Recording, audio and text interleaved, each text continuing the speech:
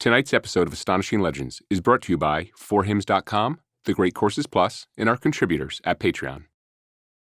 Nearly 81 years prior to the release of tonight's episode, Amelia Earhart and her navigator, Fred Noonan, set off for one of the last legs of their around-the-world flight, which would have made her the first woman to circumnavigate the globe by plane.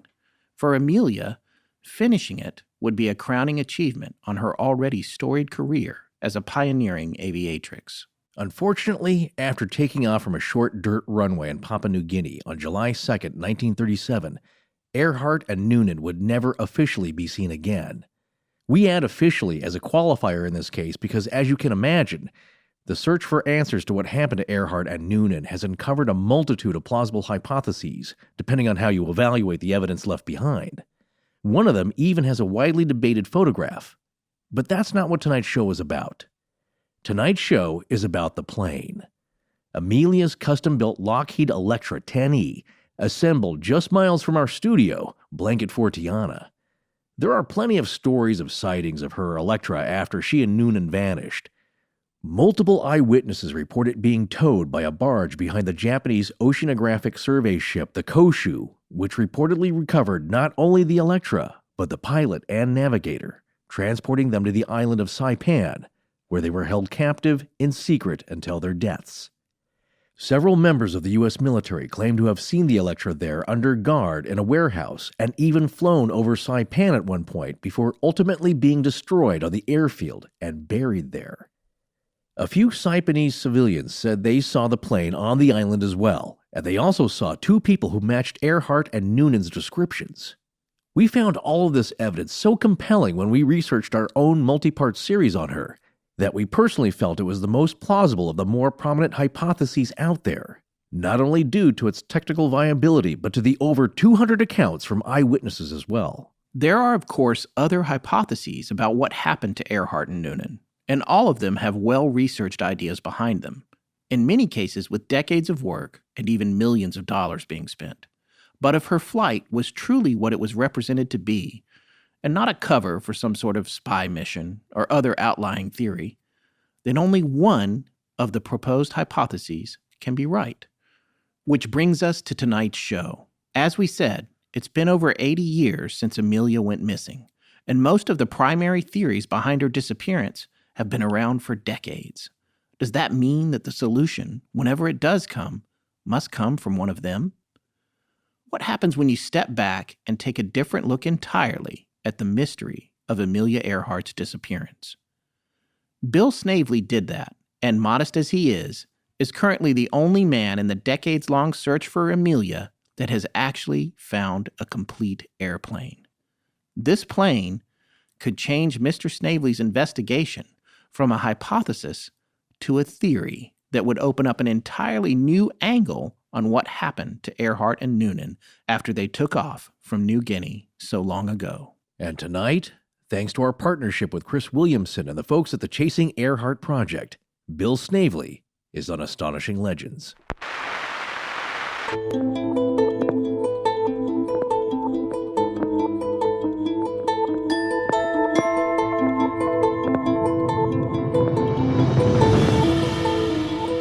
Welcome back to Astonishing Legends. I'm Scott Philbrook, and this is Forrest Burgess. It's my opinion that if the plane was in the area already searched, it would have been found by now. William Pennington Snavely Jr. from his book Tracking Amelia Earhart, Her Flight Path to the End. Join us tonight for a special interview with the only man in the history of the search for Amelia Earhart who has found a complete plane that may match hers.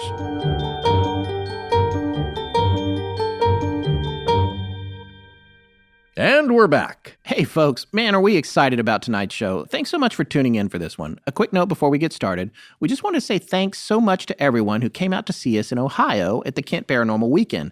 That was truly an astonishing trip, and we had a blast. No, you know what? I really didn't know what to expect. I was excited and maybe apprehensive a little because we actually had to give a presentation, but it was a tremendous amount of fun, and everybody was so great. We had a blast. Yeah, and we finally got to meet Jim Harold. Well, yeah, exactly. You know, I've been a fan since maybe 2008 when I first discovered it. I think I said maybe on a little clip for his show, Campfire, is that's what was weird for us. I originally did some research to see what was out there, and there weren't that many podcasts, like maybe 5 or 6, and Jim had 2 of them. Yeah. And they're both really entertaining if you just love stories. So anyway, that was very odd to flash forward years later, and we actually get to meet him and hang out with him. And really, he's the true podfather of paranormal podcasting. And then on top of that, he had us on his show. So we were on his most, as of the release of this show, his most recent episode of Campfire. So check that out. I think it was episode 350, I think. Is it? Yeah, okay. So go take a look at that. You can get links to it on our Twitter feed and on our Facebook page and in our Facebook group. Speaking of the Facebook group, it was so great to meet the people from the group who came to the weekend. Absolutely. We really had a blast. We just want to give a shout out to Nancy and, of course, Megan, who was the one who videoed our presentation for a live stream on Facebook. Thank you so much, Megan. And on top of that, we met Paul and Don. And Paul and Don both run the book club on the Facebook group, which is a lot of fun. All 3 of them, I think, started it. That's how they knew each other. So when they got to the theater where the Paranormal Weekend was happening, they instantly grouped together and became their own 3 musketeers. Yeah. And we had a lot of fun just chatting with them and hanging out a little bit. And that's where a lot of the joy comes from, is actually meeting some listeners and meeting really cool, smart, funny people who have the same interests as you. Well, yeah, it was truly great. And I want to give a shout out especially to our good friend Jelly Sock, who is one of our primary interactive followers on Twitter. It was a great pleasure to finally meet you in person. Absolutely. So anyway, thanks to everybody who came out for that. All the people that we met, we did meet some pretty amazing people, and we're going to be having them on for future shows, for interviews. Actually, that's another really good point, because we finally got to meet in person some real paranormal investigators who are well known in this field and have actually gone out and done a lot of research, written books, which are all great. And that doesn't really happen to us. We might talk to somebody on the phone, but we don't get to hang out with them. Yeah, that was a lot of fun. And on top of that, we went on a ghost hunt in this 101-year-old theater where the event was held, which is apparently pretty haunted. And I'm going to have to agree with that. I got to be honest, folks. And for you listeners, especially the more skeptical ones, I was incredulous about it. I mean, I knew it was going to be fun. I don't go in with my arms crossed, No. I was just I wanted something to happen, but I was I don't know anything's going to happen. It's a spooky old building. Right. We were objective. We were, at that point, we spent a lot of time on the presentation. We were already sleep deprived. Yeah, we had about 3 hours of sleep the day before. A little loopy. Yeah. But we were open to stuff. We were kind of just taking it let's see what happens to us. So not have a mental block about it. Just be open. Yes. But don't try and force anything either. I think it probably helped that we were exhausted, because you know what? Some pretty amazing stuff happened. So amazing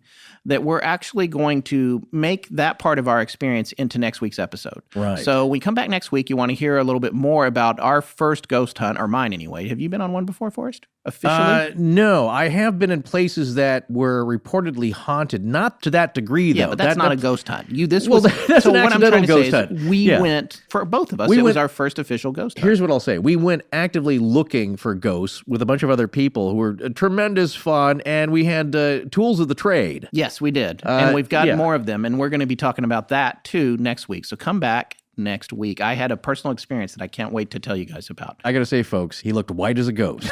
He looked shocked. Anyway, tonight's show is about the possible discovery of Amelia Earhart's plane. You got to pay close attention. It's a fascinating tale, and when the story is done, if you're interested in sponsoring Mr. Snavely's expedition to determine what lies beneath the waves in Buka, or you know someone who might be, please email us at astonishingcontact@gmail.com. And be sure and write Buka, B-U-K-A, sponsorship in all caps in the subject line, so we can be sure that it doesn't slip through the cracks. We have a lot of emails coming in there. We always get to them, but sometimes it takes a while. This is something that we don't want to miss. So no, and we want to be able to find them and do a filter search. Yes, so exactly. It'll be easy to find. Yeah. Also, if you want to read Mr. Snavely's book detailing this hypothesis that we're about to discuss, go to specialbooks.com and look for Tracking Amelia Earhart. You can get hard copies and downloadable copies there.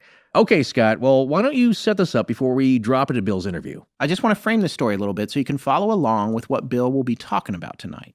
In 1937, a young boy was on the beach at Buka Island early in the morning during a thunderstorm when he personally saw a flaming aircraft come out of the clouds, crashing on a quay about 100 yards offshore. After it landed, he actually saw two people trying to operate the radio. Although no one believed him at the time, decades later, that young boy was proven to be telling the truth when a man named Tiolo was free diving for sea cucumbers in 1996 at the remarkable depth of 100 feet, and he saw this aircraft resting on the bottom of the sea. On the plus side, the original boy was still alive back then, although now he was an old man, and he lived to see his story validated by Tiolo. About 10 years later, in 2005, after Tiolo's dive discovering that mysterious plane, Bill Snavely flew to the area on a new search for Earhart. He had decided to start a new search for her from her takeoff point rather than where everyone thought she had wound up. Along the way, he met some gentlemen during his travels who asked him why he was in the region, and when he told them that he was looking for Amelia Earhart's plane, one of these men, the head of the Department of Corrections for Buka, Dominic Chara, told him he knew where a plane was, but he wasn't sure of its origins. Dominic asked Bill what the missing plane looked like, and Bill gave him a description. This was likely the first time anyone in history had connected this particular crashed aircraft with Amelia Earhart. Dominic said, "Give me 3 weeks to confirm these characteristics," and he would get back to Bill. When he did, he confirmed that this plane was in fact a twin-engine, twin-tailed aircraft, and the final chapter of the saga that ensues has yet to be written. With the help of the local chiefs, as well as many other citizens of Buka, years of research and work have led Bill to the conclusion that this plane must be considered as a possible candidate for Earhart's missing Electra 10E. Let's go to the interview. I'd like to welcome both guests that we have on the phone tonight to our show. We're super excited to have Bill Snavely Jr. on the show, as well as returning guest, podcaster, and documentarian Chris Williamson of Chasing Earhart, without whom we would not have been able to reach Bill. So thank you. Welcome, gentlemen. Thanks for coming on. Thanks so much, Scott, Forrest, and Chris. Thanks for inviting me. Thanks for having me back on, guys. It's always a pleasure. I got to tell you, I'm very excited. One of the first things I want to do is mention Bill's book, Tracking Amelia Earhart, Her Flight Path to the End, by William Pennington Snavely Jr. This book was published by the Paragon Agency in 2017, which is Douglas Westfall's company. I just want to read this quick little excerpt. These are paraphrased excerpts from Mr. Westfall's foreword in the book. "I have published 6 other books on Earhart, all historic in nature, and I've always wanted to publish a third author with yet one more theory. I have known a dozen or more Earhart researchers and authors, as well as 2 women who have flown the world flight in her track. Now I have someone who has what no one else has ever brought to the table on Earhart. William P. Snavely Jr. has a different theory with a highly plausible outcome, and for the first time, a plane." So when I first heard about this, it was back when you were on Chris's show on the Chasing Earhart podcast. That was like your 5th show, wasn't it, Chris? Yeah, that was episode 5. You're right. Yeah, back in August 2017. Right. How did you guys get hooked up? How did you find each other? I caught up with Chris through Doug. Doug had been kind enough to do some publishing, and he'd heard about Chris and thought Chris was really onto some important things with the podcast, and asked if it didn't make sense for the 2 of us to get in touch with each other, and I said absolutely. That's great. And through him, I presume you probably have met some other additional researchers? I've talked with Paul Rafford when he was still around. I talked with Alan Caldwell. I've spoken briefly with Rick and with Jordan. I think that's probably been about the extent of it. Okay. We have so many questions for you. I'm pretty giddy about what you found. So even though it doesn't jibe so well with the Japanese capture hypotheses, which Forrest and I we put some flags up on. We don't know. Yes, but here's the thing that what I love about it is that it can stand alone on its by itself as being very credible and a really solid theory and hypothesis.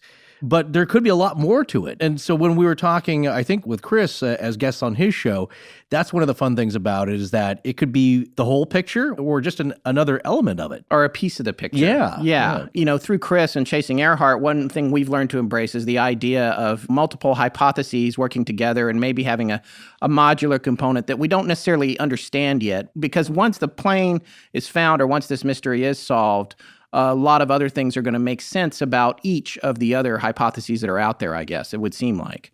So, you know, before we go any further and start dive into your story and what's going on, I don't want to bury the lead, which I'm very sensitive to because for the whole first year we did our podcast, we just never said what we were going to talk about till way like an hour in. So, and you correct me if I'm wrong, but the bottom line here, Bill, is that through various calculations, eyewitness accounts, and significant research, you have actually found an airplane that you believe has a decent probability of being Amelia Earhart's missing Lockheed Electra 10E in about 100 feet of water at a location that you feel aligns with a possible return track to Papua New Guinea where they took off from. Is that correct? It's about 105 feet of water. Okay.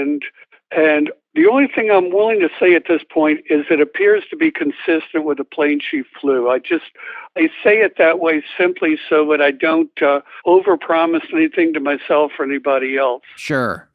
I'd rather stay much more measured on it than to go off and make assumptions and then have to step back or whatever. I'd rather be pleasantly surprised than embarrassed over the deal. So we have a plane that appears to be consistent with it. It has about 10 similarities to the plane that she flew based on the diving and things that have gone forward. I guess I'm just a little bit of a maverick. I think a little bit differently, I think, from some other individuals. And I just decided right from the beginning when I first started thinking about it back in 2003, before I finished up with my work career. And I played with the fuel for a couple of years looking at it and just looked at it as a puzzle at a distance and decided to at least give it a shot going over and see what I could find out. I was shocked to find out that everyone was looking to the east. And in my naivete, I like to draw a bit of edges, almost like a puzzle edges around the whole perimeter. And I was shocked to see that there was only one perimeter that was drawn in, and that was to the east. So I was looking at it and realizing 70% of her route had never been looked at. And I said, well, let me try something different. Let me start as far west as I could go. Rabaul would be the first possible other plane location that she could land at or be going toward if she had to in some type of emergency. And let me sit down among the natives and just ask them, what do you know about a plane that went down in 37? What can you tell me? And I was planning to move each major island group over a 6-year period of time going farther east until I hit the Gilberts and track it that way and say at least somebody in 80 years has covered the entire area, the entire spectrum. And I was sitting one day in the Hamamas Hotel in Rabaul. We were sitting under a volcano at the time. It was spewing a lot of ash from Tovar, who was pretty active at the time. And I'd met some really interesting folks. Corey Chan was related to the former prime minister, I guess, of Papua New Guinea, and he took me around a little bit. He was going to Sydney to college at the time, wore Nikes and had on a regular American shirt. And in going through that opportunity at Rabaul, I was quartered in the actual headquarters of what the Japanese commander had used as the headquarters for the fleet, and he had tunnels there and would point up to the ceiling at the various maps and things and decide where to strike next. And while I was there, I met Matt Foley, who was the last surviving coast watcher from Australia. And he'd been there through the war and had been up on top of a volcano calling back to Australia locations. So I met some fairly interesting people the initial go-round. And while I was at the Hamamas hotel, there was an Australian chap who was training for, I guess, 3 or 4 local policemen from different provinces. And the chaps riding with me from the police and from corrections were all going to different provinces, taking different flights. And they asked me, what are you doing over here? And I said, well, I'm retired now, and I also am kind of interested in seeing if I can find out what happened to Amelia Earhart and the airplane. And the quietest guy behind me said, well, we know where there's a plane that's down. We don't know whose it is. It's been a mystery to us. Can you give me 5 characteristics of it? And can you check back in 3 weeks? And I'll let you know what we found. And so, ironically, and I couldn't believe the plane was going to do this, the plane was due to go back to Port Moresby and then back down towards Sydney. And instead, in honor of the guys that had on board, it was taking a detour farther to the east and flying over Buka. Okay. So Dominic Char at the time, the guy that set me onto this plane, was on the plane sitting next to me, and we sat and talked for about 4 hours before the plane took off. And he said, come forward. He said, and I will show you as we come in for a landing. We'll fly right over the place where it is, and I'll point it out to you. And we did. The banked hard, looked down, could see the islands down below, could see Buka, etc. And 3 weeks later, he said everything matched up. I said, what do you mean everything matched up? He said all 5 points are true. It's a twin tail, it's a twin engine, and he went through the rest of the things that I'd asked him. He said, besides, we got one other thing going on. Tiolo, the original diver, he said that found the plane again in 1995 or 6, has now seen a picture of her plane. It says, get over here. It looks identical.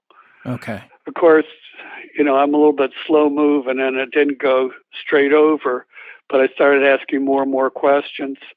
And from that, there was another chap locally there, David, that I worked through for a number of years, and probably 40 letters back and forth of correspondence. Can you check this? Can you check that? And then getting us to closer to where we are today. 4 groups of divers have been diving on it, and they all confirm that there is a twin-engine, twin-tail plane down there. The engines are visible. The cockpit is terribly encrusted. The tails can be seen, but it doesn't look anything like what I would call a plane today, even though it is. Okay, so first of all, just so they have an idea of the geography of where this is all taking place, can you tell our listeners a little bit about where Rabaul is and also Buka, because that's the location we're talking about that this aircraft is at, right? Yes. In the earlier days, Buka was considered the easternmost island of Papua New Guinea, or some people call it the northernmost island of the Solomons. I don't think the people of Buka would consider themselves either at this point in time, because in 2015, they declared their independence and consider themselves the autonomous region of Buka and Bougainville today. Okay. They've gotten their independence. They're completely independent now. Yes. Okay. They still have flights and stuff in that come in under the airlines from Papua New Guinea, but they are an independent country. And Buka is a country that has probably the largest copper mine in the world. And at one time back in the 90s, there was quite a fight over it. Australia controlled it. And there was some toxic waste that went from the plant that either injured or killed a number of islanders. Oh, geez. And one islander decided to sabotage the copper mine.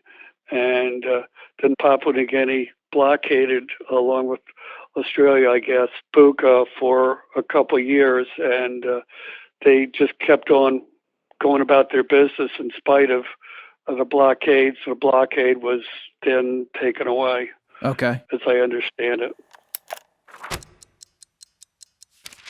I just saw an interesting segment on Inside Edition the other night that profiled how 3 tech moguls have really upgraded their looks since they hit it big. One's Elon Musk of SpaceX and Tesla, Jeff Bezos of Amazon, and Peter Thiel, who's a co-founder of PayPal. And they all look really good for being around 50 years old. Yeah, but all 3 of those guys were starting to go bald in their late 20s and early 30s. Yeah. And Musk and Thiel somehow mysteriously have full, luscious heads of hair now. I wonder what their secret is, because I want in. I don't blame you. Well, Thiel said he was taking human growth hormone, and I'm not sure I'd mess around with that because doctors still don't know everything that it's going to do to your cells. But really, those guys do prove the point because 66% of men start to lose their hair by age 35. And by the time you get out of denial and start trying to save it, it's too late. Tell me about it. The other fact is, it's always easier to try and keep the hair you have than to replace the hair you've lost. But here's the good news. You guys out there don't have to be a tech billionaire to start looking like a billionaire, because 4hims.com is an affordable, non-invasive, one-stop shop for hair loss, skincare, and sexual wellness for men. Thanks to science, baldness is not inevitable anymore. It's optional because Hims connects you with real doctors who hook you up with well-known generic equivalents to name brand prescriptions. And these are medical-grade solutions, which saves you both time and a lot of money and eventually a lot of hair. Just answer a few quick questions online at 4hims.com, and a doctor will review your answers, and the next thing you know, stylish packages are discreetly showing up at your door, ready to make you look and feel better top to bottom. If you're starting to see more hair in your shower drain than on your head, you need to do something about it now. And here's how. If you order right now, Astonishing Legends listeners get a trial month of Hims for just $5 today, right now, while supplies last. See the website for full details. This would cost hundreds if you went to the doctor or a pharmacy. Go to 4hims.com/legends. Wait, what was that website again? That's FORHIMS.com/legends. Okay, one more time because I'm old. 4hims.com/legends. Huh? /legends. Stop it.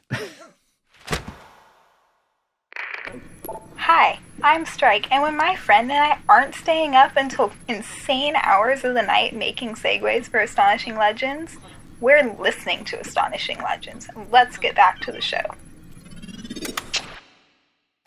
So to recap, this was your initial discovery or idea of the discovery of this aircraft was when you were on this flight?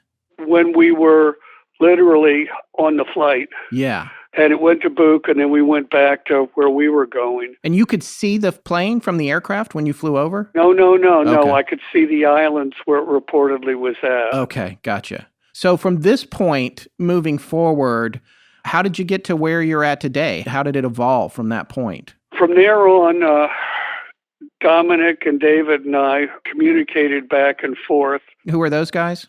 Dominic, his full name is Jericho Dominic Chara. It was head of corrections at Buka. Okay. And was the original guy that I caught up with. Okay. David later came into the picture, and we corresponded back and forth by letter, got divers down. Tiolo was the first diver. The important thing to remember is, and I can go in greater sequence if you want, we're kind of going out of sequence with the specifics. The plane that came in was originally seen by a kid on the beach that was in the early morning and said this particular plane that we're looking at, whoever's it is, emerged out of the clouds and out of the sky in a bad thunderstorm. Left wing was on fire. The wheels were down. The plane came in and landed on a quay, ripped the left wing back up off it, continued to sit right there for a period of time. The kid reported that there were 2 people in the plane, and he said they were using their radios. The only thing I can think of is that if they were, they had their heads out of a navigator hatch at the time with headphones on that the kid later discovered happened to be a radio equipment. I don't know how he would have known it any other way. How far offshore was it from him? It was about 100 yards and moved closer to him Oh, okay. over Not far. time. Okay. The plane then reportedly, according to the kid, left the K and was taken, I guess, as the tide came in the current, and was carried even closer to him. And then sometime later, I don't have exact times, I can't tell you for sure what the timing was, went down under the water. He told other people on the island, nobody believed him because the thunder had been so loud they didn't hear the crash.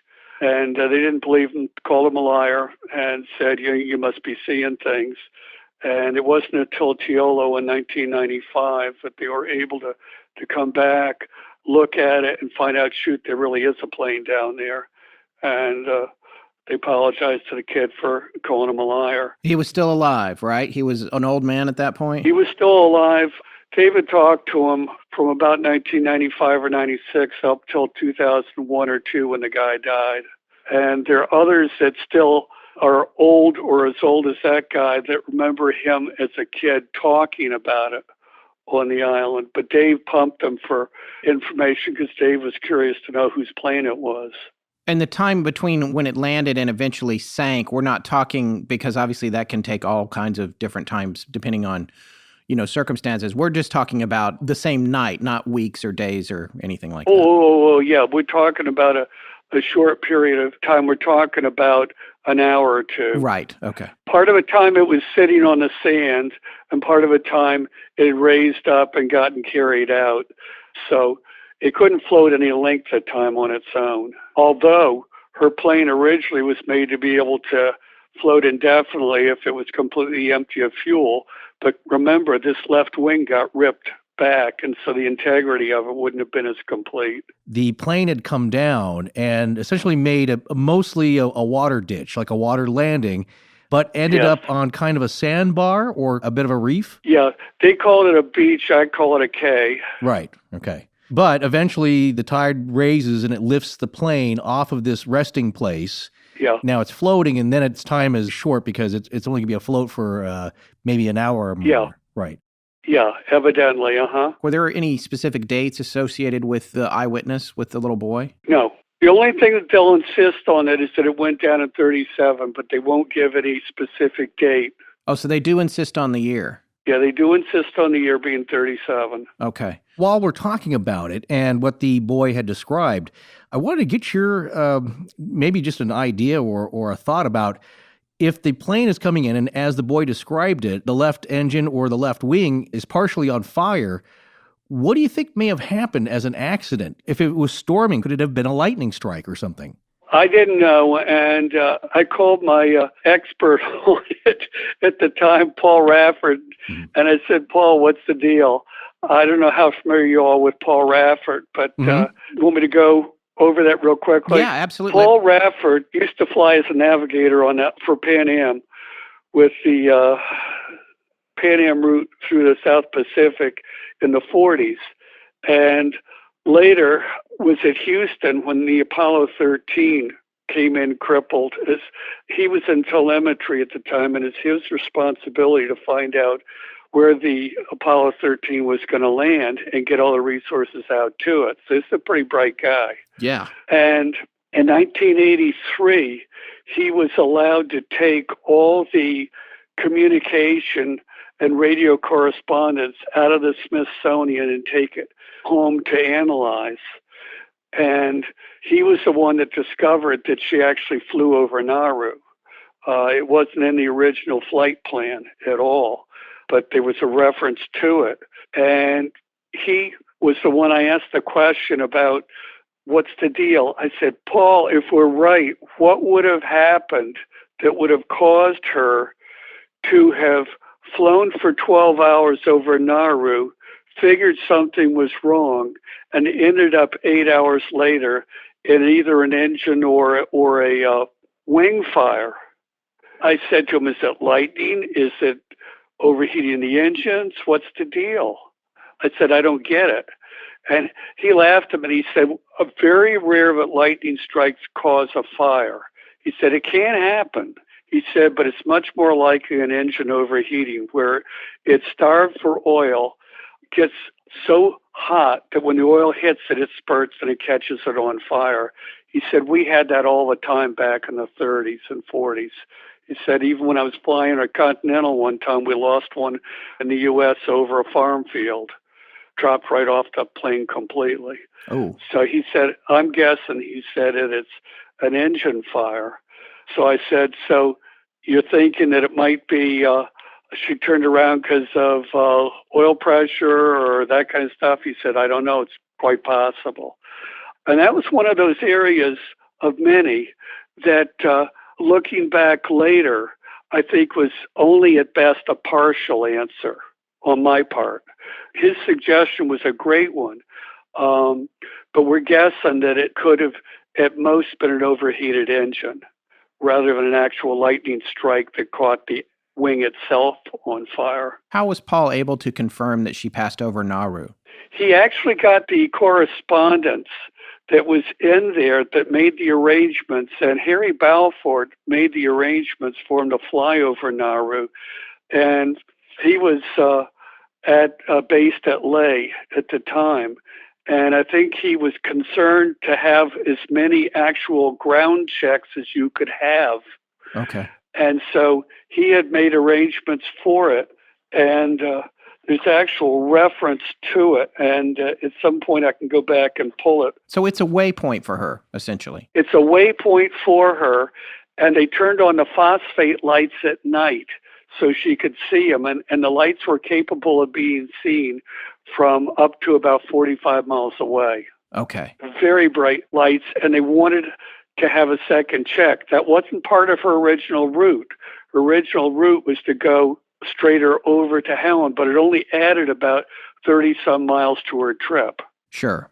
How is it that you came to believe that this particular plane that's laying in the water off Buka is hers when everyone else is looking everywhere else? Everyone's talking about crash and sink and the castaway idea and all these other ideas. How did you come around to determining that this plane had a good probability for possibly being her plane? I had for years a feeling that she had not been able to get through, or they would have found the plane by then. If they're looking at 30% of the area, why haven't they found it? And that was the first question. Could it be in the other 70%? Question in my mind. If you've got a crime scene, you check the whole area. If you've got a place where something has occurred that's a mystery, you're normally going to look at the entire area. And I'm thinking, why are they only looking at that one place? And it was because of the call-outs. Paul didn't believe them. And Paul was one of the most helpful guys on that. Paul said, I don't think she got anywhere close to Howland. And he wrote a book, Radford wrote a book called Amelia's Radios. Yes. And it said in it 10 reasons why he thought she never got close to Howland. So that also intrigued me and interested me with a guy this bright who had taken a model of her plane home, built a scale model with the radio effects, and fed it into a computer back in '83 for 2 months, and then came up with some ideas on it. Paul and I see certain things slightly differently. He thought that the call-outs were supposedly were pre-recorded. I don't particularly think so, but it got me thinking. And so I said, it's not 100% that she's in that area by Howland. How could she be anyplace else? Right. How could this plane that we're looking about be hers? It doesn't make sense. For our listeners who might not know this or can't remember, do you know roughly how far it is from Leh? It's about 2,221 miles approximately, nautical miles. I'm looking at Google Earth right now, and I'm looking at Howland, and I'm seeing Nauru looks almost exactly halfway there, and like you said, just a little bit off a track for a direct flight. Yeah. So it makes sense to add it as a waypoint, as like you said, to have those land checks. So that's interesting. So you're thinking that there was a mistaken conclusion by people developing other hypotheses with regard to her flight about how close she got to Howland Island. I wondered. Yeah. Why Why shouldn't I take a look at the other pieces while they're working on it? They could well be right, but wouldn't it make some sense to check out the other 70% of the route? And in 80 years was never checked. And so that got me thinking, free thinking on it. And then I got to thinking, something just January a year and a half ago didn't make sense to me and kept gnawing at me. I said, let me see what happens if we reconstruct the flight as much as we can, as much as I can, from Leh, and let's see what happens with it as it goes. Let's see if there's any way that the radio communications could actually flip. So if Howland is listening and the communication's flowing to them and they're hearing what they hear or skips in it, is there any way that there's not a conspiracy, not a cover-up, but there's just some honest mistake or not hearing or not understanding what was going on that could be pretty simple? And it took me 12 days, because I'm not the fastest guy in the world, mentally or physically. And it took me 12 days to reconstruct the thing as best I could. And I was shocked at what I found. And no one had done this before you, had tried this approach before you?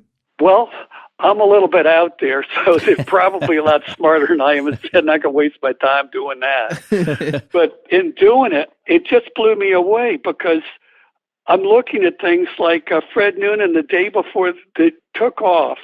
Amelia's there, and she's saying the clouds and the wind are blowing in the wrong direction. I hear that. She's disgusted by it, waiting for good weather. And they ask Fred Noonan, how much gas are you taking off with? And he tells this guy from New Zealand, 950 gallons. Well, the plane can hold, depending on who you talk to, anywhere from 1,100 to 1,204. And so this guy from New Zealand gets an attitude and says to Fred, are you kidding? You're only giving yourself 10% extra for leeway? And he said, you don't get it. He said, we can only take off with 950 because of the length of the runway. Right. I'd never thought about that. They can't get it into the air if it has more weight on board. That's right. It can't weigh more than 15,300 pounds to take off on a 3,000-foot paved runway, and this one's unpaved. And even with that, when it took off, it still disappeared below the horizon, right? It's like out of a movie. A guy from Pan Am was watching up in the plane above, watching the plane take off. The plane's not taken off reportedly. In the last 50 meters or so, it hits the bump of a road that crosses across it and bounces it into the air. The plane isn't flying. It's in what we as pilots call ground effect, which means the ground is pushing it up, but it's not flying. It went over the end of the cliff and disappeared from sight. 25-foot cliff on the other end of the site. Everyone goes rushing to see if she's crashed, and she's carving circles out about 6 feet over the tops of the waves until she went out of sight. That's ground effect too, technically, isn't it? So basically, she's exactly. on the cushion over the water. Yeah. So she couldn't have carried any more gas, and she had never flown before, as far as I'm aware, with more than 947 gallons, and that was from Oakland to Hawaii. And they still had some change on it because the wind wasn't kicking them. So that was the first thing that blew my mind. I mean, I'd studied for years that had never even heard that or seen that. The bill that was given for the gas there was, I think, 684 gallons or something like that. I'm not sure the exact quote on it, to fill it up from whatever it had in it before. But from everything I'm hearing, Lockheed specs on it called for that on a paved runway. They took off on an unpaved runway and almost cost their lives. So you're saying she had never flown with more fuel than that anyway? No. So even if they had a longer paved runway, it still would have been a first-time takeoff for her in terms of those conditions if she had been full. This was a first time because of the unpavedness and also the length of the runway and the amount of gas. She was carrying 3 more gallons than she had before. And when she took off from Oakland to fly out to Hawaii, Paul Mantz was also working the throttles with her.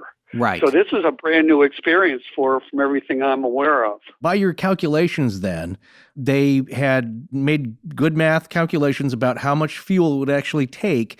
But at some point on their way to Howland, you believe that they were burning fuel because of headwinds, a shift in the South Pacific trade winds. It was a miscalculation because they ended up actually expending more fuel than they had planned on.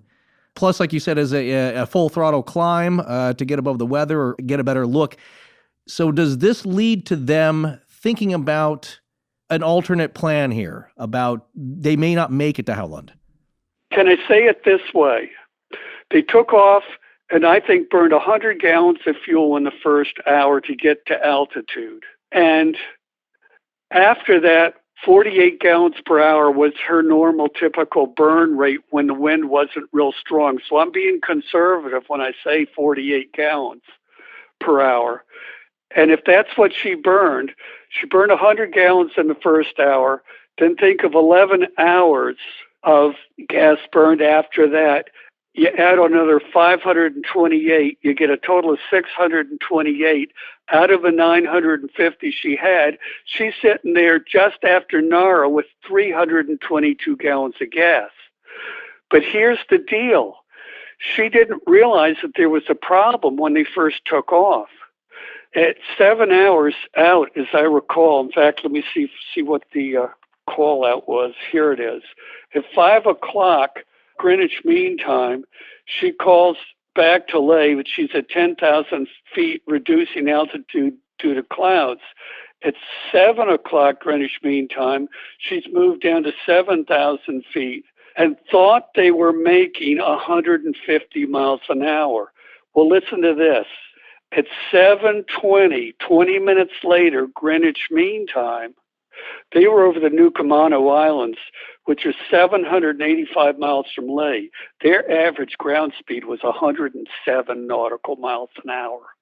Okay. That's how much they were getting blasted by the wind coming at them. Right, and the wind, just to remind our listeners, is something, one of the surprises was that the trade winds, and you mentioned this a minute ago, are the opposite of the way they're expected to be for 6 months out of the year. And at the time, they did not know that in aviation navigation, right? That's correct. And nobody had bothered to inform her of that. Right. And I'm sure at that point in time, suddenly, there's this wake up. Got to be to Fred Noonan. He's doing the calculations, and he's figuring, man, we're doing 107 nautical miles an hour. This pony's got to get rolling. Yeah. Either probably gives her a message on the fishing line up there. I don't think he probably went up there himself, but probably said, hey, look, this is what's happening. What's really interesting is everybody is mysteriously surprised about why she gets off the phone with Balfour before 8 o'clock. When she could have stayed on longer. And what I'm surmising is, hey, she gets the message that we're really slow on where we are.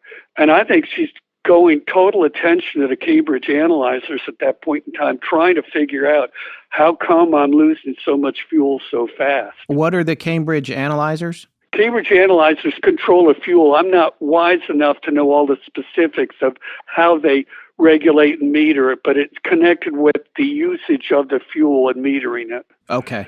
So she's got constant speed propellers on the plane, and I think she's probably trying to do everything she can to minimize the use of fuel. But keep in mind, she's still getting pounded by a 20-knot plus wind coming at her, sustained all the way to Howland. Is that right on the nose of her aircraft? Yeah. Wind? It's directly, she's going directly into that wind. Yeah, and you'll see a picture of it in my book if you want the wind action itself. It's going straight at her. They were not expecting anything over 10 to 12. She's getting hit by over 20 sustained and wasn't aware of it, thought the plane was going much faster than it was. They get the rude awakening. We're only going 107 nautical miles an hour. It would have taken them at that rate over 21 hours to make it to Howland. Put another way, the plane would have fallen out of the skies at 1910 had they not turned around. That's how much short they were. How far from Howland do you think that would have been? They would have been 236 nautical miles short of Howland. However, there's also some fuel that cannot be fully used out of the 40-gallon tanks when you change back and forth with 6 tanks. And you can have as much as 16 to 40 gallons that you just can't use. Okay. And they would have been between 236 nautical miles short, and if you add in that other fuel piece, they could have been as much as 325 nautical miles short. Basically, they were probably scratching their heads after New Kamano, but when they rolled over and got to Nauru, they were almost 2 hours late. Right. to Nauru, Right. down to 322 gallons. And at that point in time, it's quite possible if Fred came from the back of the plane, came up, and they had a little bit of a discussion about what they were going to do about A little it. bit of a discussion. You think that might have been heated? Well, no, you actually think that it could have been as much as of an hour still going, well, at this point in the wrong direction while they discussed what they were going to do. It could have been a period of time, so going the wrong direction before they turned around. So I wasn't there. I didn't hear it, but I imagine it could have been difficult. If I'm in Amelia's seat and I just barely saved my life taking off on a runway that's really too short for me, and I've bucked all those headwinds, the last thing in the world I'm going to be hearing is, hey, I've got to turn around. But anyway, the thought was, I think they very quickly adapted, and this is what really, I'm amazed at their brilliance. I think that's my best way to put it, under adversity. Because I think Noonan probably said, hey, look, Rabaul is too tight. It's 908 miles away. If we keep going forward, we got another 955 headwind into Howland, and we can't make it. This thing's going to drop out of the skies. And he would have been able to plot that at about 19 hours and 10 minutes, it would literally fall out of the skies, burning at a 48 gallons per hour rate. And they didn't, which is one more idea I've got of why they did turn back. Because by turning back, they were saving fuel and burning, hopefully at about 38 gallons per hour, just hanging in the skies, just doing about, and this is a guess, about 111 miles an hour for a 7-hour trip back over to Buka. Now with a tailwind. With a tailwind. And he would have said to her, look, we can still do this. If we land at Buka, we can save the plane, we can save our lives, we can fuel up, we can go take the plane over to Rabaul, and we can kick that back in again and fly the route, and we'll be 4 hours closer than we were originally at Leh. They got a 3,000-foot runway with amenities and tower at Rabaul. Right. And I think that was the game on they decided to go for. I mean, I'm guessing at it, but that's my thinking. Because they had enough fuel. They flew directly over the airport at Buka, and the airport at Buka was made in 31 and 32 by the Australians. And by the way, out in that primitive area that people would call it that, I don't call it primitive, they're pretty darn sophisticated. Out in that area, there were 3 airports back in the mid-30s on Buka at the time. That's hard to believe, but there were. And one of them was 2,300 feet long and would have been long enough to land that plane. Okay. By your estimation, if they had turned around and they're flying fairly normally now with the winds favoring them, but they come into Buka and they have some engine trouble, how much fuel, by your estimation, do you think that they may have had when they reached Buka?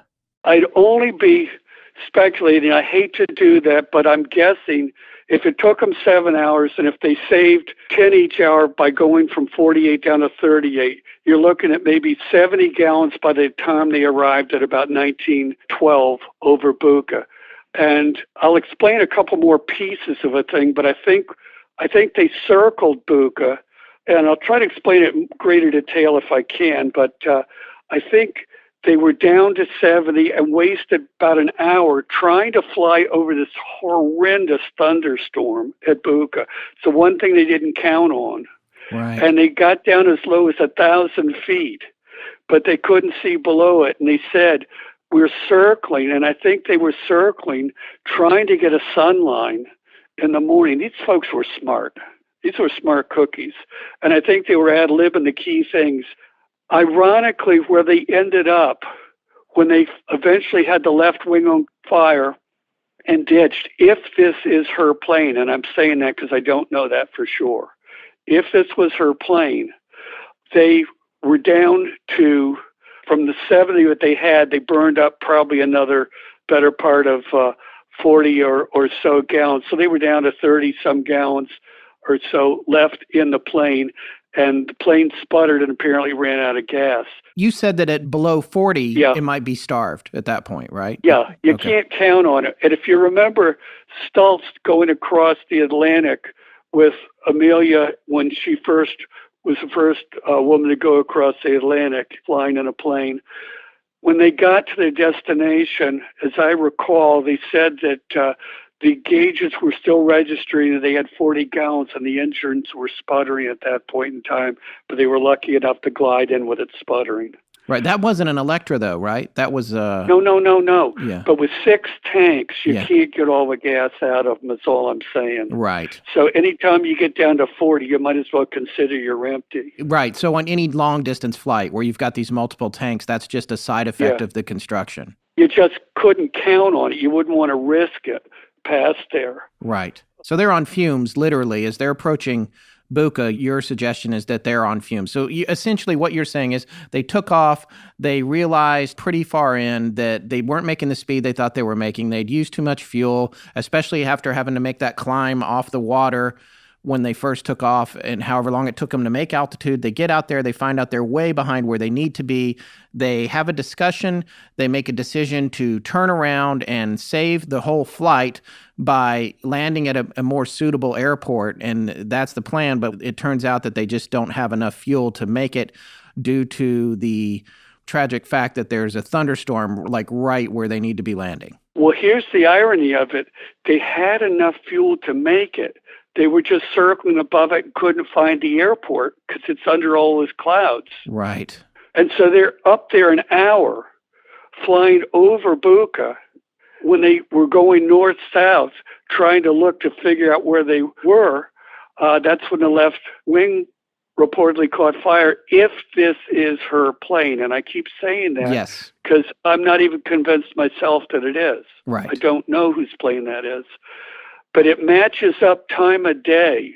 When I asked David what time of day was the kid on the beach, he said early morning. That's apparently when they go out and relieve themselves, and that's when he saw it. But basic thing is, time-wise, it matches up exactly after that 2014, based on local time, and it also matches up with Nauru, and they said it's the same female voice, no engine hum, which means the plane had landed at that point in time just after a 2014 when she no longer was communicating anymore. And it also matches up time of day, and I'm not wanting to go too far out on a limb, but that's also the same time that it is possible that Betty heard her in Florida. The girl that reportedly claimed that she heard and recorded everything that she could write down at the time. Is that true? I don't know, and I'm not making a part of what I'm saying. Wasn't it Paul, Chris, I can't remember if this was on your show, who said that he felt like it was impossible for that signal to reach Betty? Paul? Yes. Yeah. Yeah. Paul Rafford thought it was absolutely impossible that the signal could reach. I've talked with a number of experts here at Wallops Island, which is like NASA, and they say, oh yeah, it is signal skip wise, and I'll talk about that later. But I'm not bringing Betty's stuff into the picture. Understood. Okay? Understood. And in fact, in my book, it's separate. I don't know. Right. And I'm not going to make it as if it's part of it. I'm just saying all the pieces that I'm aware of that were there at the time. Right. As I said, the wind we've talked about a little bit. Ironically, I'd wondered at the time why the heck she didn't take off from Rabaul, which would have put her 4 hours closer to her destination to begin with. And I was surprised that no one in the area talked about the wind and the changes of direction of the wind. But apparently it wasn't known by outsiders until 1943 when the British discovered it. But the local natives know about it. So why didn't she take off from Rabaul, you think? I think because New Guinea Airlines and I think Pan Am used Ley, and she figured she'd have all the services there that she needed.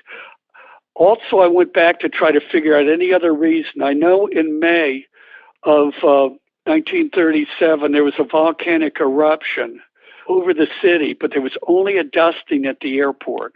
They were flying in and out at that time. I don't know whether they didn't want to take the risk or thought that she might need more mechanical amenities there, but they had a major control tower with a 3,000-foot runway there at the time.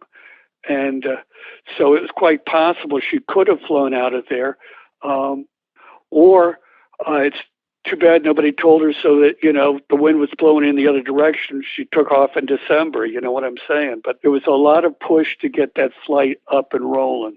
So I don't know who all advised her, because I'm not aware of all the pieces of it. I know Clarence Williams advised her about a fair amount of her flight, and they were worried about Africa, and that's why they reportedly changed direction and started going east for it, because they were worried about the winds and the distance over there. But Howland by far was a greater risk on the length of time flying over open ocean without amenities, without runways to land at. So I don't know. I'm not aware of any more of those pieces. If the boy had seen her plane, then by your estimation, and again, if she had found the airport in time, if she did not have engine trouble or that fire, she probably could have made it. Well, she would have made it had she been below 1,000 feet. Right. But the clouds entirely with that vicious thunderstorm, any pilot that I know of doesn't want to fly through a thunderstorm because there's just no control. The downdrafts are so significant. You can have that plane full throttle and be pointed up, and you can get absolutely thrown into the ground. If you remember that tragic incident with that young girl that was trying to fly across country, and when they took off into that thunderstorm, and they were probably full throttle up, and it just smashed that plane and killed everybody on it in the U.S. a few years ago. I can understand why she wouldn't have tried to get under it, but she had enough fuel to make it there. But I sure wouldn't have wanted to cut a hole through a thunderstorm. I do love listening to true crime podcasts, like a lot of our fans out there, and I love it when things get dark and twisted. But sometimes... all those stories can get a little heavy after a while, right? Right. Well, sometimes I want to lighten the mood with a little laughter, too. And that's why we want to tell you about a cool new podcast from CastBox called This Sounds Serious, The Case of Daniel Bronstadt.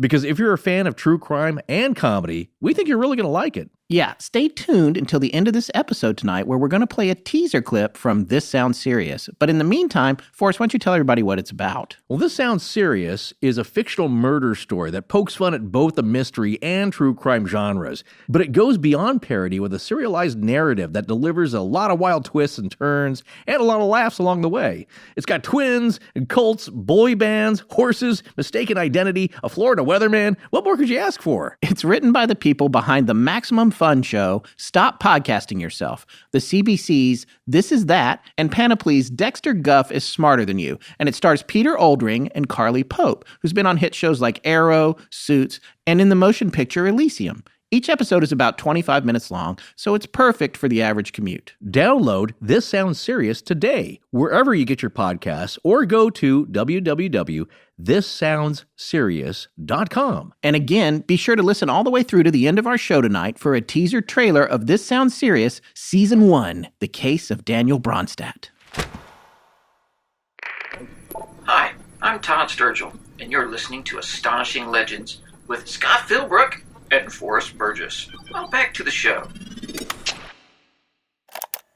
Your math on all this, your fuel calculations, what you've determined about how much fuel she had when she took off and the headwinds and everything, it makes it possible or plausible that the aircraft that's in the water off Buka, it makes it plausible that that could be her aircraft. The only part of the equation that you can't be certain on is when they would have made their turnaround, right?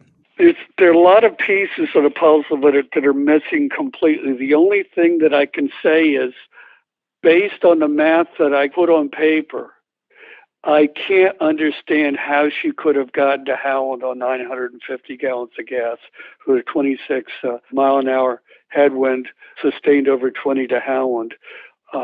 Based just on the math, she would have fallen out of the skies at 1910 had she insisted on continuing that flight.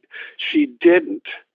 And the only way she wouldn't have is if she had been able to fly at 38. The only way she would have been able to fly at 38 would have been to have turned around.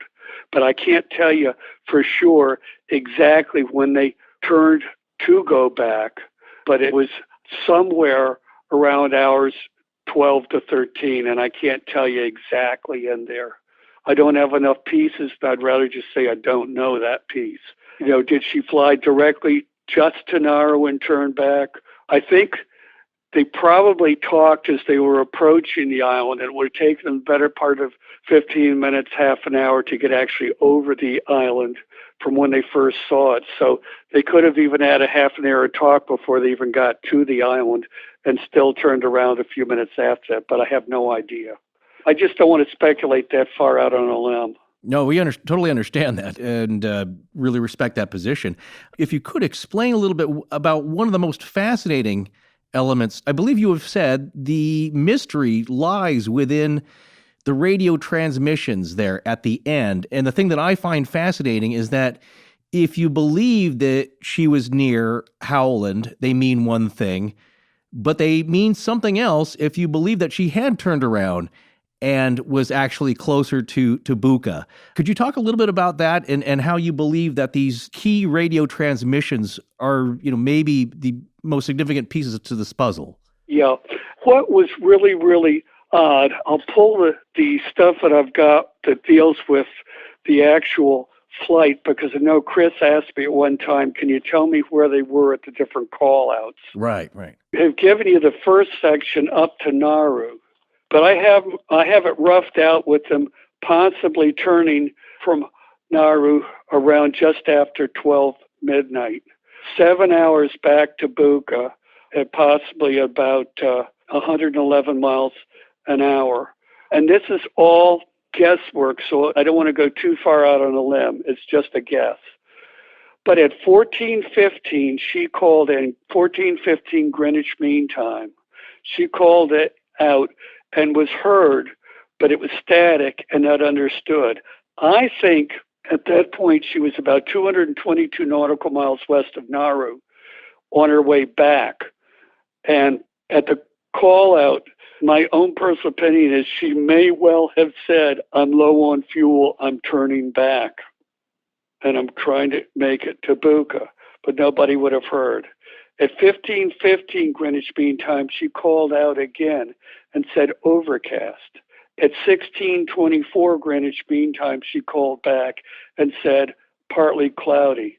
During that time, she would have gone from 222 nautical miles west of Nauru to about 450 nautical miles west of Nauru, if the projection on the speed is accurate.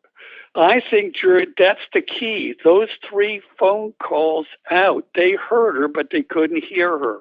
And they didn't know what they didn't know.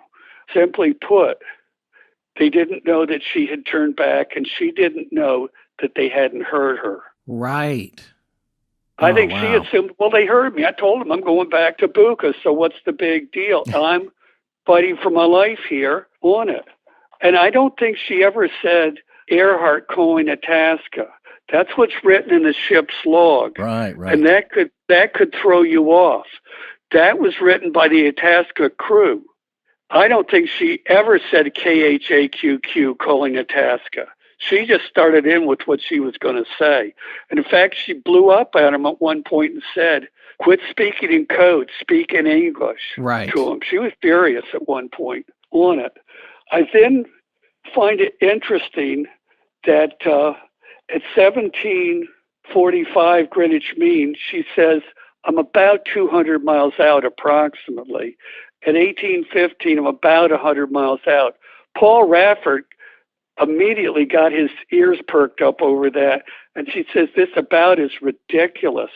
They should have had a sunline and known exactly where they were. Right. Well, hey, if they turned west, there's no sunline. Right.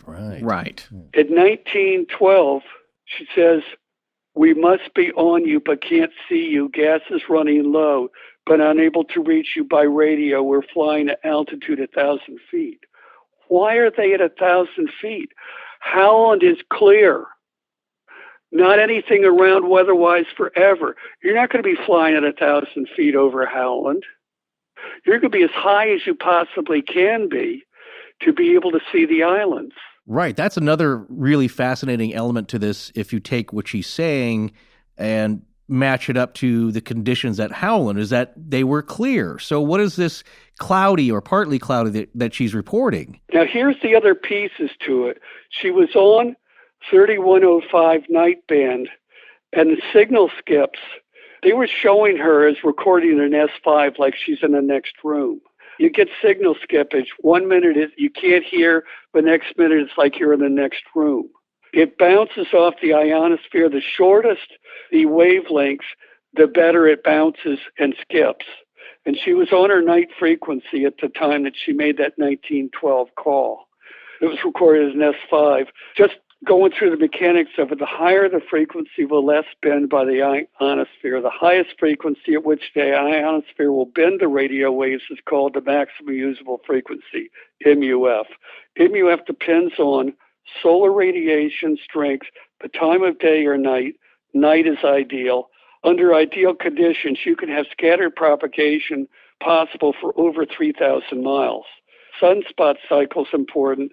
The sunspot cycles vary in number and size over an 11-year cycle. When the sunspots are low, you want radiation, and the MUF are lower. What she had was high rather than low at the time. She had high solar activity on that cycle. 36 and 1937 were the highest in the sunspot cycle. Near the equator is important. During the summer is important. There's more ionic activity. Therefore, in essence, favorable conditions were as follows. Her low frequency at night. She was near the equator, more ionic activity. In the summer, more ionic activity. High solar activity in 37, and the maximum usable frequency skip. Shortwave radio operators know way more than I'll ever know about this. But that's what I have for the reasons why. Sometimes she was coming in really, really strong, and sometimes she wasn't. I would even argue she was trying to reach Buka on the last few calls, not the Itasca, and couldn't reach them because they didn't have their ears on yet, because they weren't awake in the morning. They weren't expecting her. You know, it's at 5 o'clock in the morning, they're not going to be on. Same with Rabaul. They're not going to be on. Right. At 1928, I've got her circling over Buka, facing east to get a sun line. At 2014, we're on line of position. We'll repeat this message. I have her 12 miles west of Buka in a thunderstorm. So that's my best answer I can give to the radio transmissions, how Itasca could have heard what they heard, and also how she could have been flying in the other direction at the same time. The keys to it are that 1415, the 1515, and the 1624. What was said?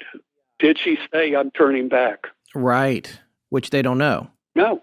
Personally, in 1980, just a quick little aside, my mother and I we moved together from Denver, Colorado to North Carolina, and CBs were all the rage, and I was very young, but she would let me talk on the CB, and I talked on the CB the whole way to all the truck drivers, asked them where the cops were. I knew all the language, everything. And I remember on that trip, it only happened once, but I had a good 10 or 15 minute conversation with somebody, and at the end of it, I asked him what his 20 was, which meant his location, and he was fully 3 states away from us. And we had been talking for quite some time, and eventually we lost him. But it was pretty amazing. And even back then, they were like, it's Skips. It's working on Skip right now. And that was just a CB, which isn't even really all that powerful. Yeah. That's my best way of putting back. Now, there was one other piece. I try to keep it in my mind as simple as I can and not try to add stuff to it to the extent that's possible.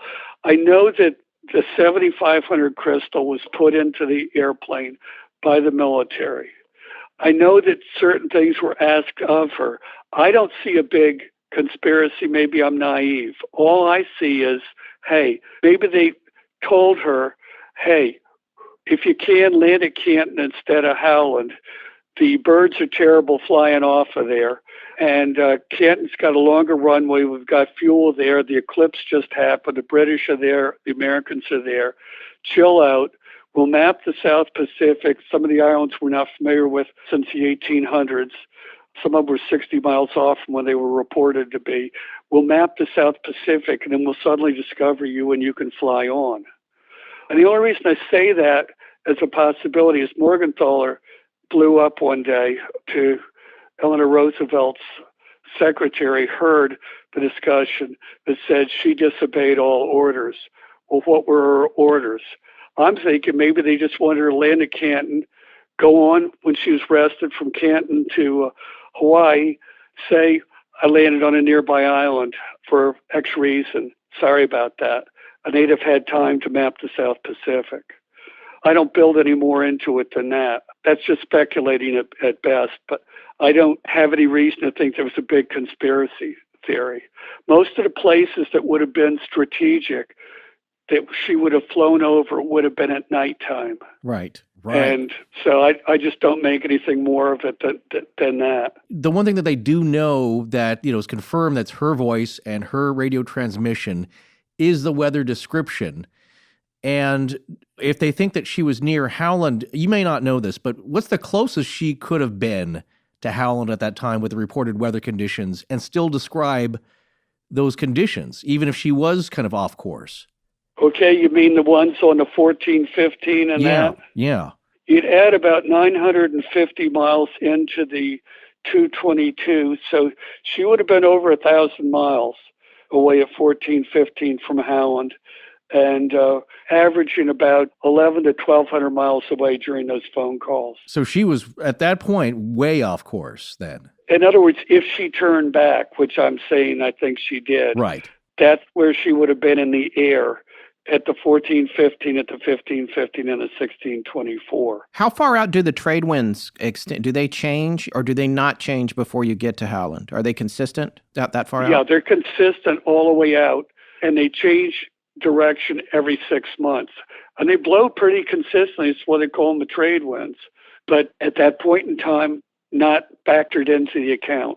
What you've determined about the fuel, I mean, do you know, and maybe this is a question for you, Chris, but like, do the other hypotheses that are out there, the primary working ones, are any of them working off of the idea that 950 gallons or so were what she had on takeoff and she was fighting with the trade winds? Because my question is, how does that affect all the other existing hypotheses? Not that I know of, but I know that it's one of those things that it's really a wild card when you look at all that, because you got to keep in mind, they were supposed to originally fly west to east as opposed to east to west. And it was going to be a totally different scenario. We would have probably been a totally different page in the history books at that point if she was able to take off originally in the manner in which she wanted to, of course, before the ground loop incident. So as far as I know of, I think Bill is the only one that's actually spoken to that. I know the trade winds have been there's been a lot of talk on the trade winds, whether or not the trade winds were there, whether or not they were there, whether or not they played a factor into things, and all that good stuff. But as far as actually focusing on that, I think Bill is probably one of the only ones. Well, a couple of the other authors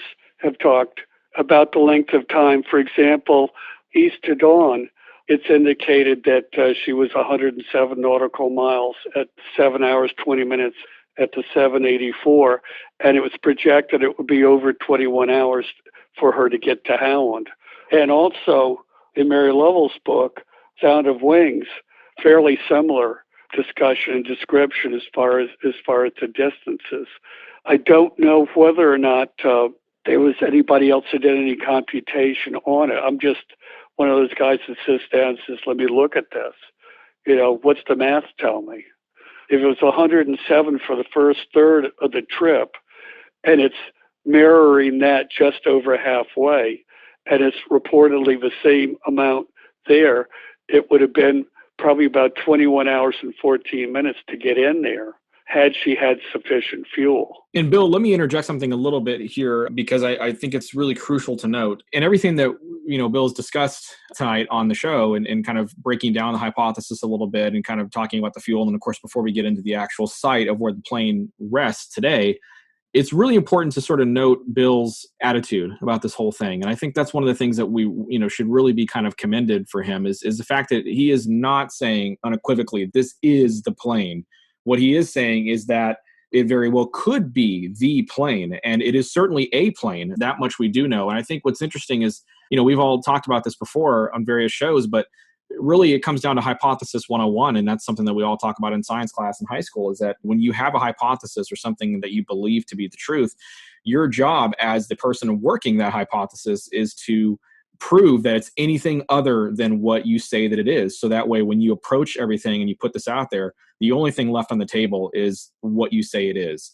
And so I think Bill has done a lot of excellent work as far as working, kind of reverse engineering that, working backwards. He talked about the 5 points of, all 5 of those points lined up. And once he started doing the fuel calculations, and so once he started putting the math in, it all seemed to line up. And I think you combine that, you couple that with Bill's attitude as far as, look, let's get down there. Let's either rule it out and say this isn't the plane after all, or let's make the discover the holy grail of aviation. So either way, even if it ends up not being the plane, he might be able to tell someone's story that possibly was lost during that time. Maybe not Amelia, but somebody else.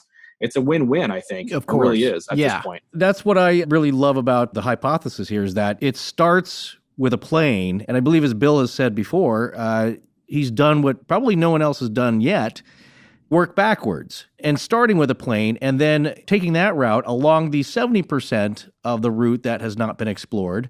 That's right. And fitting the pieces there. But could you tell us about what's been found on the plane by the divers? Because that is extremely compelling, I think.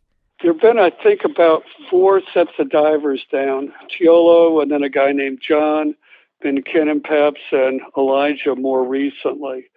Reportedly, and I need to say reportedly, I've not seen this with my own eyes, okay? So I don't want to be dogmatic and say this is what's down there. It's reported by the divers and seems to appear that way, but it's twin tail. We've got pictures of what appears to be twin tails, twin engine. They report door and back on the pilot's side. Entry to the cockpit through a navigator's hatch, no doors up front. Toothpick props, meaning it's not a warbird, they're straight across. The loop on the top of the cockpit reportedly is broken off at the base, and the base is visible. Reportedly, it has wheels rather than sticks. It has reportedly long-range filler ports on the pilot's side.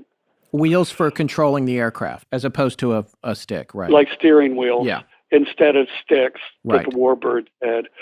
Long-range fuel tanks inside the plane, and that's only from Ken and Peps were really mystified, and they called me up and they said, Bill, what are the 3 large aluminum boxes? Well, they're not 3, but if you look at it at a particular angle, you're going to see the dominoes lined up that are going to look like they're on the floor, and then 2 on each side. They were hoping they held gold. They don't. Right. So we know it's not a gold plane, and we knew a long time ago it wasn't a gold plane, but it was checked out for that anyway, and there's a reason for that I'll get to in a second. But it was directly on the route she flew. The time, fuel, and distance appear to match exactly. Interestingly enough, one other tidbit, one of the other authors talked about the fact that she was flying testing out sunglasses. Well, and mentioned it twice in a podcast with Chris. Well, it intrigued me because there was a pair of sunglasses seen in one of the shots we've got.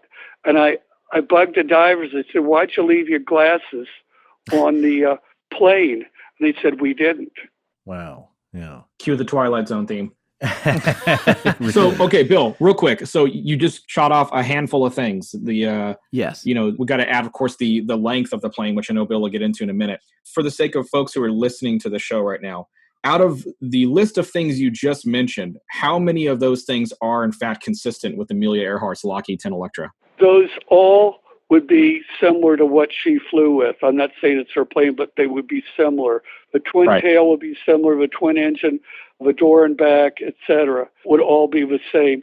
Now, a couple of other things. I tried to prove a null hypothesis. I tried to prove it could be any other plane. The Air New Guinea planes were all taken back to Australia prior to the war in 1941. Also, there were 2 gold planes that reportedly flew out of Ley in 1937. One of them was found a few years ago on the mainland. The other hasn't been found yet. So I don't know if that's the plane Billings is looking at or for or not. But anyway, there's still 1 gold plane out loose. But this isn't it.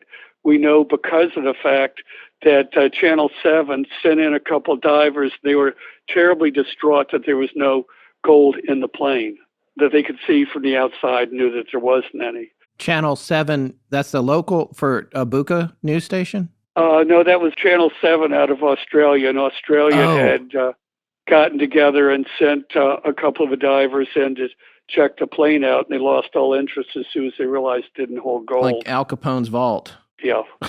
So also at the time of day that it landed was in the early morning. They didn't fly, as far as I know, at night over open water, typically. Too risky. But this plane would have had to have taken off in darkness to have flown from any other logical site except a long-distance site.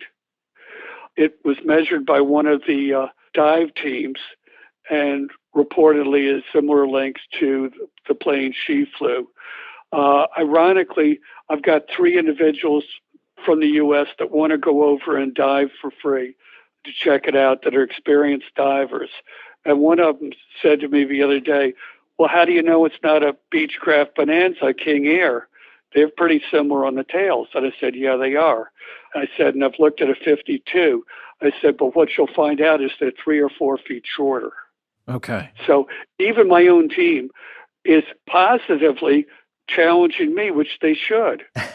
But the Bonanza's tail, even the twin tail on a Bonanza is kind of in a V shape, isn't it? Well, no, the King Air and the earlier ones had upright tails. Oh. One of the planes that Rick thought it might be was a World War II plane, but it has much sharper tails. And the nearest one that's down is about 22 miles away in the Buka Passage, and it's on about 70 meters. Okay. So it's not this plane. Okay. So I tried to look at anything else it could be, but I haven't seen it with my own eyes. I haven't seen the numbers. I haven't seen, so I'm just saying it's a plane that's similar to the one she flew until we know. Right. I think one of the most intriguing pieces found inside the plane was supposedly some kind of a travel case with initials on it. Yeah. Can I explain that a little bit? Yeah, please. Yeah, please. The pictures of the plane, as you can see, are very, very difficult to look and pick up anything out of. I spent probably 1,000 hours going over them at all different angles on my computer. And if that doesn't drive you crazy, nothing will. We know. What I found out was on the nose cone of the plane, not only is the nose cone off of the plane now, but there's a section that looks to be about 3 feet by 4 feet that has come off of the nose and is sitting down beside the nose. And I asked a guy that was a friend of mine that worked for Lockheed at one time, I said, what's the deal? And he laughed at me. He said, Bill, are you crazy? He says, we used steel rivets back then. They'd have rusted through by now. What do you think? Ah, right. Hadn't even occurred to me. I'm not that smart. And I looked inside, and what appeared, as I pulled it up on my monitor, what appeared to be a suitcase. I can't guarantee you that it is. It's just, and it appeared to have monogrammed initials, the G above it, the P below it, and a lock on one side. And I was in a crazy mood one day and asked somebody that was close to the stuff that might know, that will remain nameless, what would she have been doing flying with her husband's luggage? And the person said, I'm shocked. I said, what are you shocked about? I said, I thought you were looking in the wrong place. So between the lines, you felt like that was a confirmation that you're on the right track. I don't know. Yeah. I don't know. Yeah. It's one more interesting tidbit, but I can't put too much into any of those things, but cumulatively, they're interesting. Right. Now, just for our listeners, the initials GP may have stood for George Putnam, her husband at the time. It's possible. Right. Reportedly, at each of the stops, she had each of the stops stamped with the local airport and country for 4,000 first-a-day edition stamped envelopes that they carried in suitcases. Right. I don't know whether she had only 2 suitcases with her or 4. 4,000 envelopes, I'm assuming would probably be a couple suitcases. But then again, I could be wrong. But we do know that she had those in the nose of the plane, but that's all we know. And the photographs are so difficult to see and read. I don't want to read in too much to it. I don't want to read into it that that's her suitcase or his suitcase. It was just a question I hadn't asked at the time. Right. One of the more gruesome but realistic aspects of this, there also appear to be remains inside the plane. The only thing that I will say, because we've got family that I need to be aware of. Sure. There appear to be the remains of at least one person in a plane, maybe two. That's really all I want to say about it. If it's my relative, I don't want people saying a lot. Sure, I totally understand. But it's kind of interesting and also to fitting that within what was described by the boy on the beach, if he's saying that possibly they were still on board the plane and trying to use the radio. You know, a lot of people think that they crashed, but they got off the plane and survived for a while or somehow made it to dry land, at least for a little bit. What you got to realize is it's got swift current running past there that carried the plane for a distance. You also are just finishing or in the middle of a thunderstorm, which has thunder and lightning, and I don't want to get in water when lightning's hitting that water. Right. If you think about it, we don't know to what extent they were or weren't injured in the crash. And the only thing that anybody could, if anybody wanted to try to go past that, they'd have to go over and Google Betty's notebook, but I'm not going to speculate any farther out in that direction. Bill, I wanted to ask, when you were on our show and we talked, this is way back on episode 5, so just to refresh people's memory, we also talked about the fuel tanks, the onboard fuel tanks, and I wanted to ask you if you could talk to the Astonishing Legends listeners about the fuel tanks, if fuel tanks have been confirmed by dive teams. That's something you haven't confirmed yet, but are there any kind of remnants of any kind of large tanks, metal tanks inside the cockpit or inside the plane? Yes. Ken and Peps broke the news to me by saying, what are these three large aluminum, they called them boxes, because, I mean, that's their language rather than tanks. What are these three large aluminum boxes? And I'm sorry, but I broke out laughing when I heard it, because I said, oh, shoot, to myself, you got to be kidding me. So I could tell they were trying to look in and figure out what was there. And there was, from the angle they were looking in at, I could tell that they couldn't see, but there was a series of domino-like tanks together. And total, including the wings and everything, they were reportedly about 6 tanks, as I recall. But from the angle they were looking in, I've got a mock-up of the plane that strips down and shows you the interior, and that's exactly what it looks like from one of the angles. It looks like 3 individual large tanks, and they said, what are the 3 large aluminum boxes that are inside the fuselage? You haven't published in the book all the pictures that you have, I'm guessing? Yes, I have. You have. Is there one in there of this? Because I don't see, but of course it could be the copy I have. I don't see one of the briefcase in the nose. The one that showed the briefcase in the nose is the one that shows the front of the plane from the co-pilot's side. Okay. And you'll see that the nose cone is off of it. And that's about all you see. I had a really good, what would I call it, monitor here, and I was able to expand it and bring it really, really wide and up. I took a number of pictures of the suitcase, and we were going to put it in the book, but the problem was it's not clear enough. Mm-hmm. And I didn't want to put anything in that I couldn't show was clear enough. I'd be glad to share it with you, at Atchison or sometime. But definitely. But it's just not clear enough.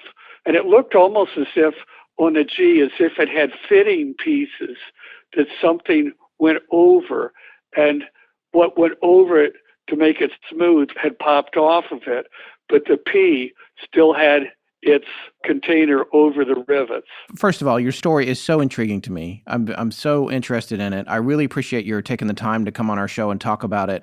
What is next for you? I mean, it's my understanding that you have something planned, right?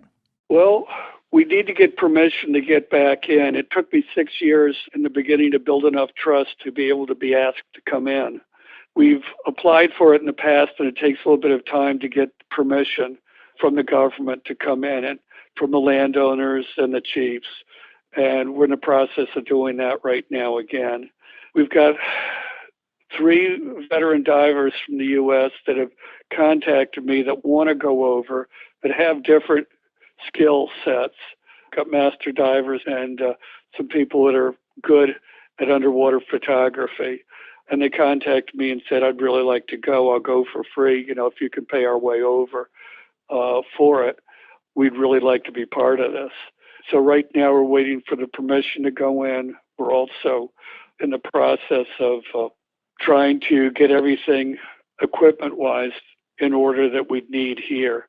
You can't fly in with tanks full, and you got to have compressors over there that you can rely on for filling the air tanks, and you got to have side sonar, which we'll have. But it's expensive. Just getting the basics over there, you're talking probably about $80,000. Originally, I was hoping for 60-some, but it's looking like $80,000 just to get all the equipment roughed over there. So how are you financing this? Well, if I have to, I'll pay it. I would prefer not to. I'd prefer to have a sponsor come on board that's interested in the historical aspects of it. I don't want to do any treasure hunting. I've already told the 3 individuals going over that the only things we bring up are things that we need to check to authenticate, but we're not taking any souvenirs out of that. This, to me, is a historical site where 2 people that were very important to our country died. And to me, it's like Arizona. It's be like a shrine. It needs to be a site that's respected. So if I had a sponsor that was interested in the historical aspects of it, that would be great. And we'd like to find out who died in the plane and at least be able to tell the family who died in it.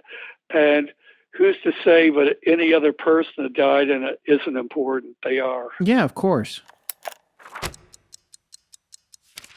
Whenever we cover a topic, we always try to look for a good website or book on it that seems well-researched. But after you look at a bunch of them, you start to get an idea of what quote-unquote facts of a questionable nature keep getting repeated over and over. Well, I think that's because the people writing the articles don't have much time to go research an academic or even a more original source for the info, which is why the first thing I always try to do is find a lecture on it from the Great Courses Plus. These lectures are taught by some of the best professors and subject matter experts in the field, so you know you're starting from a good place with your learning. They're now past 10,000 lectures, and they keep adding more all the time. It's really a streaming service meant for people like us because they have the most credible information on a vast array of topics. And speaking of getting a credible viewpoint, you're not just getting clickbait info with the Great Courses Plus, you're getting the real facts. For example, in taking another look at one of our favorite courses, The Black Death, the world's most devastating plague, Professor Armstrong explained how there was extreme behavior by the communities suffering the tremendous devastation but feeling helpless to do anything. Yeah, some people went fanatically religious and formed roving bands called the Flagellants that would go from town to town and whip themselves bloody in public trying to atone for their own and everyone else's sins. And many other people went the other way and whooped it up. However, even though the actions of the Flagellants were well documented, it's unlikely massive drunken orgies happen regularly in the streets, and many accounts of the day were most likely exaggerated gossip. However, those repeated bouts of debauchery did lead to choreomania,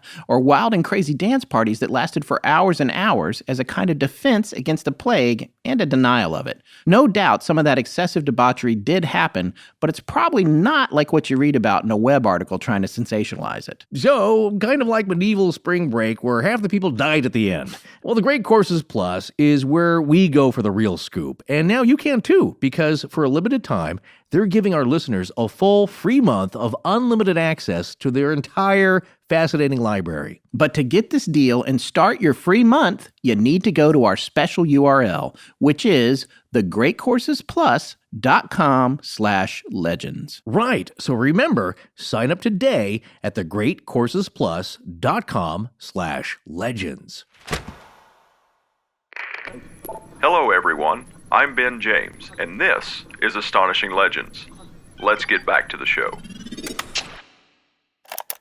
Forrest, are we good? Are we prepared to sponsor this? We can. Well, here's what I would suggest. We can't afford it. Is that, of course, what you do is you reach out to one of the cable shows like History or National Geographic, and I'm sure that's, of course, been tried before. It's hard to get them moving and any kind of a TV deal cemented. But, that's what I would suggest, because you want to see this. I mean, I want to see the whole adventure, the whole expedition from beginning to end. I would go with anonymous benefactor, because those TV guys are going to get in there and try to control everything and take all the credit. There is that. If you can do, but I would say it needs to be documented in some fashion, because even if it turns out that it's another plane entirely, has nothing to do with her, that's still, as you said, Bill, that's a fascinating story about a trip that didn't end well in a historical time and place and connected with that. But, what I'm worried about is, like, if something is privately funded by outside factors with their own motivations,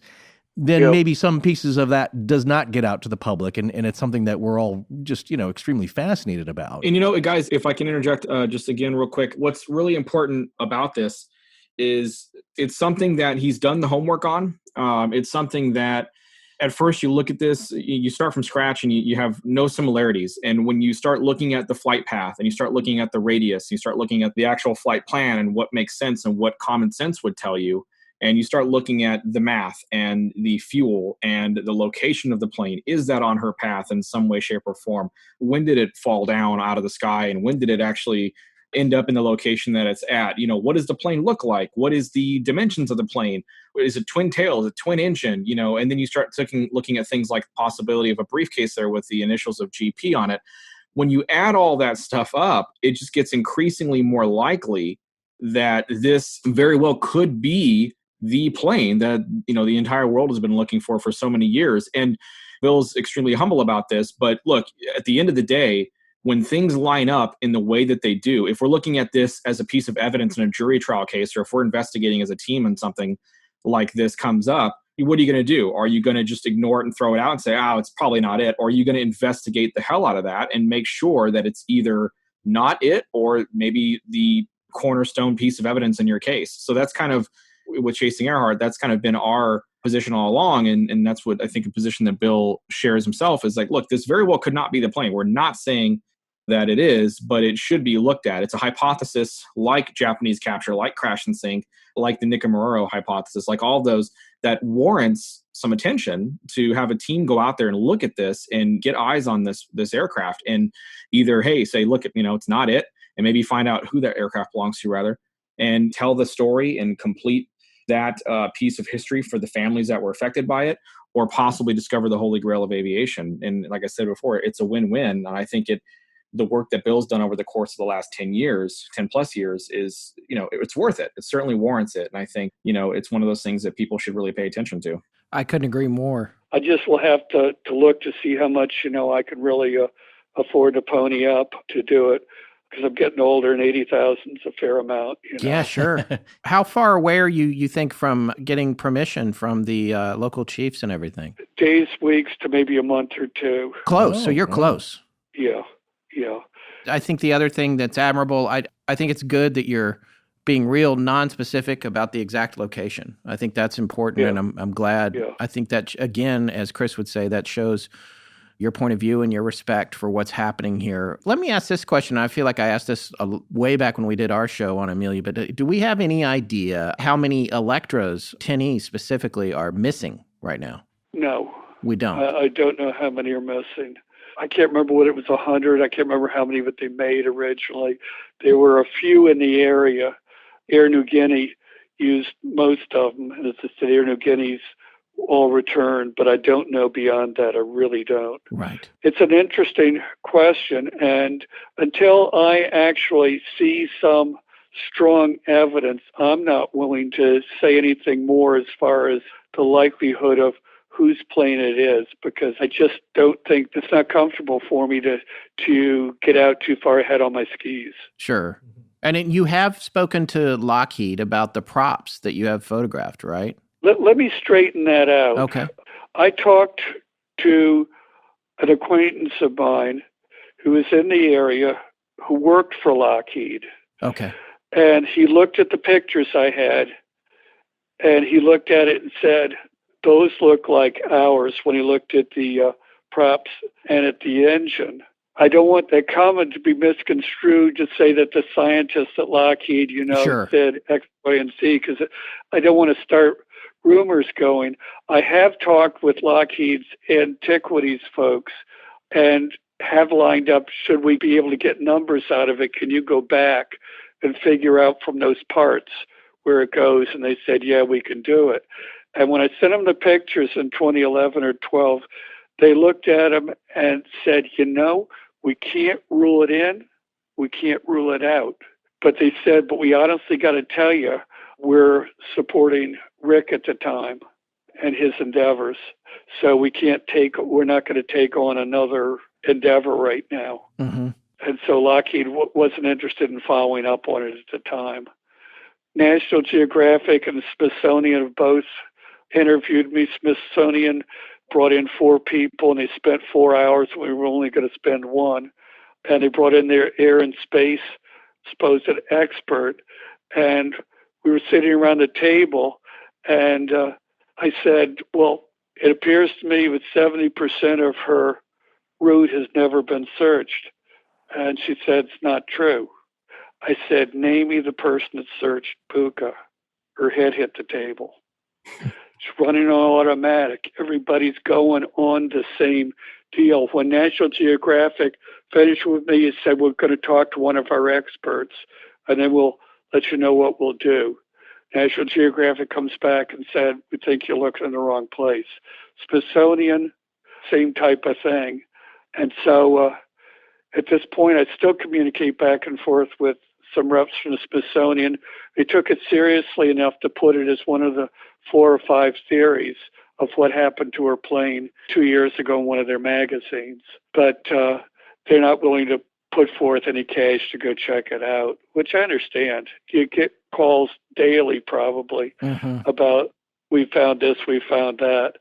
And I'm just surprised at how many people run on automatic and still believe the exact early stories that were said because that's the way it is, because of the call-outs, and won't complete the rest of the puzzle. I got to put the puzzle edges in before I fill in the rest of the puzzle. I just got to know what the perimeters look like. When 70% of the perimeters is not accounted for, give me my puzzle pieces. I got to put it together, Right. But I got my comeuppance the other day. I worked on a 3-dimensional puzzle, and believe me, it took me 2 weeks to put 500 pieces together. So you like doing puzzles? Down. Yeah, I do. You told me this morning when we spoke about setting up this call a little bit about your background before you retired. Yeah, I worked for the state of Maryland for 30-some years as program administrator, and I did a lot of statistical work and in a psych lab for a year. Also on the side, I did counseling and corporate coaching for about 7 years, and counseling where you had to look and figure out behaviors and figure out trends and those types of things. So I'm used to taking the math part, and I'm used to taking the human part and using both hemispheres and looking at what's there. Yeah. Because you can't just run off of one or the other. Right. It takes both hemispheres looking at a situation. And I've been wrong on some stuff. Let me give an example where I was wrong. When I called Rafford, I started thinking, well, maybe what happened was she overheated the engine. She overheated it in Tucson. They were working on the duct work, and that was the left engine. They were working on duct work out at Lay before she took off because of overheating. Maybe the engine overheated, and maybe that's really what happened. But that was before I'd looked at the fuel. Once I looked at the fuel, I said the main problem was the fuel. She may have also seen the low oil pressure, but that was not the main deal. So you got to be able to throw away a piece of what was important to you and you thought was a key piece, and be able to throw it away when it just doesn't fit right. Yeah. And you can't force fit the pieces. They either fit naturally on their own or they don't. Yeah. In terms of the takeoff amount of fuel, how did you find that information? I mean, I know there's the receipts for how much they put on, but it's hard to know what was on before. How did you, again, confirm that the total was around 950 gallons? What I did was I went off of what Noonan said the night before they went out of there. Right. Noonan said the night before, and I can get you the actual quote, and it was a press guy from New Zealand that pressed him at Ley. And the guy pressed him and says, "You're nuts. Are you crazy enough to fly with 950? And he said, "Look, we flew from Oakland into Hawaii, and we still had 3 hours of fuel left. And she flew with 947 gallons. We're going with 950. He pressed him again. He says, "You don't understand." He said, "Let me put it in specifics.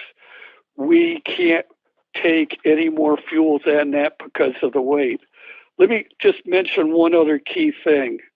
I did it as precisely as I could. The plane empty weighed 9,200 pounds. I put Fred Noonan down as 145 pounds. I put Amelia at 125. She's been estimated between 118 and 130. 6 pounds per gallon of gas to 950 comes out at 5,700 pounds. Just from those items alone, you're up to 15,170 pounds. Then in addition to that, you've got at least 2, possibly 4 suitcases in that plane, chart and books. And all that before that adds up to 15,170. Right. And that's assuming that the weights were pretty close. So that 130 pounds, the 2 to 4 suitcases, and the charts and books that they used in there must have come up pretty close to 15,300. And I wouldn't have tried to hit the absolute max at 15,300. If I was at 15,170, I'd have stopped. Yeah. Especially if I'm on an unpaved runway and it says paved runway. Most pilots won't exceed what's said in those envelopes. You hit those envelopes and you stop. The bottom line is the information about the amount of fuel on board came from a press conference or from a conversation and is quoted by a journalist who was talking to Fred Noonan. Yeah. And then, so that's where that came from. That's not just generic hearsay. That's a documented conversation. Yes. And the other interesting thing about this only just now occurring to me, but the fact that they didn't have a raft, that also means they didn't have a way to get off a plane that was ditched in the water when they're 100 yards offshore in a storm. Yeah, they'd have to swim for it. Right. And if they're injured, Okay. that could be an impossibility. Yeah. Wow. So let me ask one last question. Has there been additional side scan, or do you have any knowledge of additional side scan sonar operating in the area for other aircraft that might be down there? Or is there any knowledge of other aircraft in the area that might be down, that might muddy the waters in terms of, let's say that we take your whole theory and we say, no, this all makes sense. She probably made it back to the region of Buka. Could there be another plane nearby that, even if you found this one and it wasn't hers, that wouldn't necessarily mean that her plane wasn't in other waters somewhere off the coast of Buka necessarily, right? And I think that's an important thing to think about, because the only thing that I'm willing to go more out on a limb with is the fact that she didn't have enough fuel to get to Howland, but the location of it, this being her plane coming back from the airport at Buka. It might not be her plane. Her plane could be someplace else. There's a rumor of a plane that was down at what they call Christmas Island, but it's a number of miles away. Mm-hmm. And as far as I know, it's not directly on that flight line, but I don't know what that is. Right. See, I mean, I guess because there's a lot of things that are interesting about the headwinds and the amount of fuel she had. If she couldn't make it to Howland, then she couldn't have made it to several of the other possible locations that are mentioned in the other hypotheses that are out there either. So I don't want to go and make it a firm effort to support every other group that's out and there. I'm not trying to start a war. They've got just as good a chance of finding it as I do. Sure. And I'll be the first to congratulate and shake their hands when they do. We just want it solved. We want her plane found. I don't care who finds it. Yes. And right there is why we have such an affinity for Bill, is because of that statement right there. Because that statement lines up perfectly with what we're about. We're, of course, we're talking about how she lived as opposed to how she died. That's a big deal. But when it comes to the hypotheses and everybody, that's like the camps. You had said, Scott, when we first started talking about this, I think on one of your episodes of the show, he is supportive of the search, period. Not just, okay, it's only my search, it's only my plane. There's no other options for anything else. He's very supportive of everybody who is doing the work that they're doing, just as in the same nature that we are. We think that everybody's doing phenomenal work, regardless of what hypothesis they're researching and they're working on. Bill is of the same mind. And I think that's one of the things that sort of, frankly, is kind of a page turner in the Earhart investigation, because you talked about being a catalyst for change on the episode with me when I was on your show. And he is one of the folks that is sort of helping us become that catalyst for change, is because he is such a supporter of everybody else. And like he had just said in his own words, if Tiger finds the plane tomorrow unequivocally, or if Nauticos pulls the plane out of the ocean tomorrow unequivocally, he's going to be just as happy as if it ends up being in Buka. We planted our flag on Japanese capture, so this doesn't work for that at all. But I'm still excited. It could be two different stories. This is here comes the forest going to branch it out right now. Well, no, it's that's the thing, and keeping it open and wondering if this is obviously there's a plane there. Which is there is an airplane there. That's solid. That's exciting. It's the same length. We don't know. And what did you say? You said, Bill, it had 10 points of identification that would match an Electra 10E, right? That appear to. From what I'm hearing. Right. What you're hearing, because you haven't been there. I got to see it with my own eyes. Sure. To Forrest's point, the work that Les Kinney and Dick Spink and all the folks have been working on the Japanese capture hypothesis is, again, the eyewitness list that they have, the Jaluit dock photo, the parts of the plane they found on Amelia Atoll. I mean, all of that stuff is so incredibly compelling. And it's one of those things that's why we support everybody. When people say, who are you working with? We say, well, everybody, because we think that everybody's work warrants that. And the Japanese capture, being the oldest hypothesis out there, certainly, has a ton of merit to it.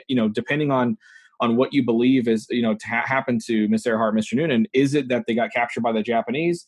Is it, that they crashed off Buka? Is it, were they on Gardner Island, Nikamororo? Is it a combination of a few things that, that maybe happened? Yeah. Like Bill said, you don't know what you don't know. And that's really true in this case. Yeah, it's already a fascinating mystery, but it could be even more complicated. What else I've found, and the reason I've got so much respect for the other groups, is until you try doing this stuff, you don't realize how much passion and energy goes into it. So every other group has put that same degree of passion and energy into it. How can I not respect that? Of course. Same thing you all are doing, the amount of passion and energy you all are putting into it. Well, we're putting into talking about it. You guys are out there doing it. So I'll tell you this right now, though, just for what it's worth, because I have Google Earth open, which is my favorite program of all time. Christmas Island is 3,879 miles from Leh. It's way past, if it's the same one. I know a lot of these islands have But it's a different one, apparently. And and that's what... Yeah, it's a different one, and they call it that locally. Oh, okay. So it must be something closer then. I see. Okay. Yeah, because we checked that out the other day, and it was a different, but they've got their own names for stuff. Of course. And apparently it's their Christmas Island, number of miles away, but it doesn't sound as if that plane, because we dealt with another chap out of Rabaul, and I'm not going to name right now, that did some searching, and that was one of his questions, was it the plane at? And I said no. Right. So the other thing that's going to be important is whoever happens to locate it, and I do think it's going to be located by one of the groups. It'll happen. If it is, then it's going to be important as to figuring out how best to deal with it, because I'd sure like to see it as intact as possible, and I'd like to see it done according to what the family wants done. And I'd like to have a legacy. David's worked for years over there. They've protected the site. He wants a first aid station on the island, for people to get injured, and he'd like a school on the island. I can't think of a better legacy to leave than something positive out of something that's happened that's tragic. Yeah. And so one of the things that I said is if we get a sponsor, we'll certainly try to do a documentary on it, pay the sponsor back first, and then see if we can't fund those things for David on his island and make something good happen out of a tragedy. Yeah, definitely. Well, we cannot thank you enough for coming on our show. It's really exciting. No matter what turns up there, it's been great to have you on here and talk to you about what you're doing. And we really want to be the second people you call after Chris when you figure out what's going on there. Well, you all have been delightful and patient with me. There are a lot of things I'm going to learn later are different from what I have been thinking, but that's part of life. We learn as we go. And I'm looking forward to seeing what happens in the near future with all the groups, and congratulate any one of them that finds it and mean it, because we're solving a mystery, and it's going to take everyone to be able to figure that out. So thanks so much for inviting me on your show tonight, and I will hope to see you in a few months at another locale. Yes, absolutely. We're looking forward to that very much.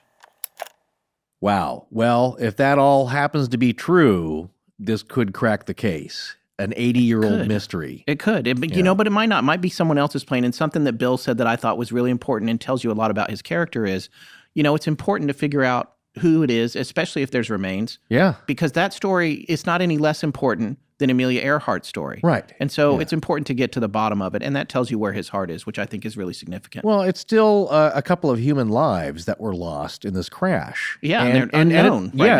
And it's still a mystery. It's not, as big of a worldwide mystery, but something happened there that was not documented or registered other than by this young boy when it happened. Yeah. And as Bill said himself, you really have to turn over every stone if you want to rule it out. And not to have done that on a large part of her trip, it's not looking at the entire picture. But here is a very strong argument when you consider, you take into account that she turned around. She decided to abort the trip, take it safe. That way she could start out again and not have to take a chance and ruin everything and end it there. Yes, and before we get into kind of our final observations on this, there's a couple of things I did want to add. One was, Forrest and I both were trying not to laugh about this, but one of the guys that Bill talks about being involved early on was Matt Foley. Yeah, it is not Chris Farley's character, the motivational speaker on Saturday Night Live. Yeah, if you're old enough to remember Matt Foley, he lived in a van down by the river. That was the key. One of the funniest sketches of all time. That was, one of the enduring lines from that. Yeah. But this not is him. a different Matt Foley, who was Exactly. the last surviving Coast Watcher from Australia. And I thought this was really interesting. The only reason I even know what the Coast Watchers were or became aware of them was because of our series on the Somerton Man. That is right. Where Absolutely. we talked about, military action. Because what these guys had to do was basically stand and report what they were seeing to military services in Australia during the war. Yes. To warn people. It's very fascinating that he got to meet the last guy alive that was doing that. He's very cautious about all this, which I also appreciate. Yes. He's very cautious about coming out with any declarative statements or defining it as this has been solved. There's no mystery solved here. He's just presenting this as something that must be checked into, and I agree. Here's the other thing. There's another thing I want to say about Bill before we get into this last little bit of information that we wanted to impart and go ahead and wrap up this show. Having talked to Bill and gotten to know him now and exchanged information, I wanted to say that he's a very analog guy. He's not super into computers. And what I love about that is that this is an analog search. This takes good old-fashioned kind of gumshoe detective work, and he's a master at it. He is not – he's done a lot of analysis, but the analysis that he has done, I envision him, sitting at a desk with a slide ruler and doing fuel calculations and a compass and maps and all that stuff. I don't know if that's how it unfolded, but that's what it feels like. And I tend to trust that kind of information more than I do information that relies heavily on modern technology. Well, good case in point. It's funny because – this is an analog crash. Yeah. And if you look at MH370, that's a modern day disappearance of a passenger jet. And we have all this tracking stuff on it. We have all these electronics. We got the black box, all that. None of that mattered. None of it. Yeah. So and there are satellites and, radio telemetry, everything you can imagine, it's still missing. Yeah. So here's something, though, and I think once you strip all that away, you're thinking it should be easier. But it's not, because there are some missing pieces here of communication. Like a lot of these cases where I would say, I don't know, most of the time, That's a huge factor in it. MH370, missing chunks of communication. Flight 19, Yeah. garbled or misunderstood communications between the ground and the flight. And that's what we have here, because there was a lot of strained and missing communication between Earhart's plane and those on the ground or on the water trying to guide them in. So, and if we'd known some of that, if we had just one more sentence from her, maybe this wouldn't be a big mystery. So it matters. And I mean, a lot of stuff about his talk is super interesting to me and his analysis. But the other thing that's really fascinating too is the idea of the communication that was sent from her being misunderstood because maybe she made transmissions that weren't heard, but she didn't know whether they were heard or not. Right. Like we're turning around. Yeah. So that all the transmissions made after that, she would think would make sense to anyone listening, although that crucial part of the information would be missing. So that one missed transmission could be the difference between folks looking for her out in the area of Howland Island or looking for her on a return path. This is what I love about it, and I did say this, I think, to Bill during the interview. Correct me if I've got this wrong. If she were heading towards Howland and the Itasca, the ship, and said that what she did and that was received, that's meant one way. If she's actually turned around and coming back, what she said means something completely different. It's a whole different interpretation. It's like leaving out the punctuation of a sentence. You've now just changed the meaning of it with a few things that are missing, depending on the structure. So that's one thing I found really interesting about this is that, just depending on what direction she's heading, it changes everything. Well, yeah, it's like that book on grammar that came out a few years ago that had a panda on the front eating bamboo, and it was called Eats, Shoots, and Leaves. You're right. It's like if you don't have the comma in there, it changes everything. Yes. Eats, shoots, and leaves. Yeah, exactly. So anyway, I think that's a really good point, and one of the valid points that he made. One of the things that I did want to touch on was I remember when I asked Bill about the number of Electras or missing Electras, and this is something I think we dug up a while ago, but I actually can't remember for sure, and I wanted to know more about. So I dug down on this just today as we're wrapping out, doing this, bookend for the interview. Did a little cursory research. It's been a while since I've done that. We kind of got away from cursory. Well, even that turned into an afternoon. Mostly. It did. I didn't expect to go this deep on this, but I did find some interesting stuff about Electras because I wanted to know what the probability was that this could be, because it appears to be the right length and have these 10 characteristics that match an Electra 10. I wanted to find out what exactly the stats were on Electra 10s and if there was any way to determine whether it could be a different Electra 10. If it turns out to be one, which, by the way, has not been confirmed, Bill has not said it's an Electra 10. That has not been confirmed. It just seems like it might be based on those 10 characteristics that they have right now. Yeah. So 149 Model 10s of all variants, that's A, B, C, E, and then some other special ones, which we're going to talk about in a second, were built according to the Museum of Flight website. That's 149. Now, Wikipedia lists 142. So I don't know. There's some disparity there. Mm-hmm. I'm more inclined to go with the Museum of Flight on that. But the disparity of 7 planes there. Now, not to say that Lockheed didn't secretly build some planes, which they may have, but they do to this day. Yeah, they do. Right. So, but I think at this point, most of those planes would still have been documented by now. Now, according to Wikipedia, there were 101 Electra 10As. Now, all these planes, all the Electra 10s, as far as I can tell, I'm not positive of this, were 38 feet, 7 inches long. I know the A was that long, and I know that the 10E was that long, which is what Amelia's plane was.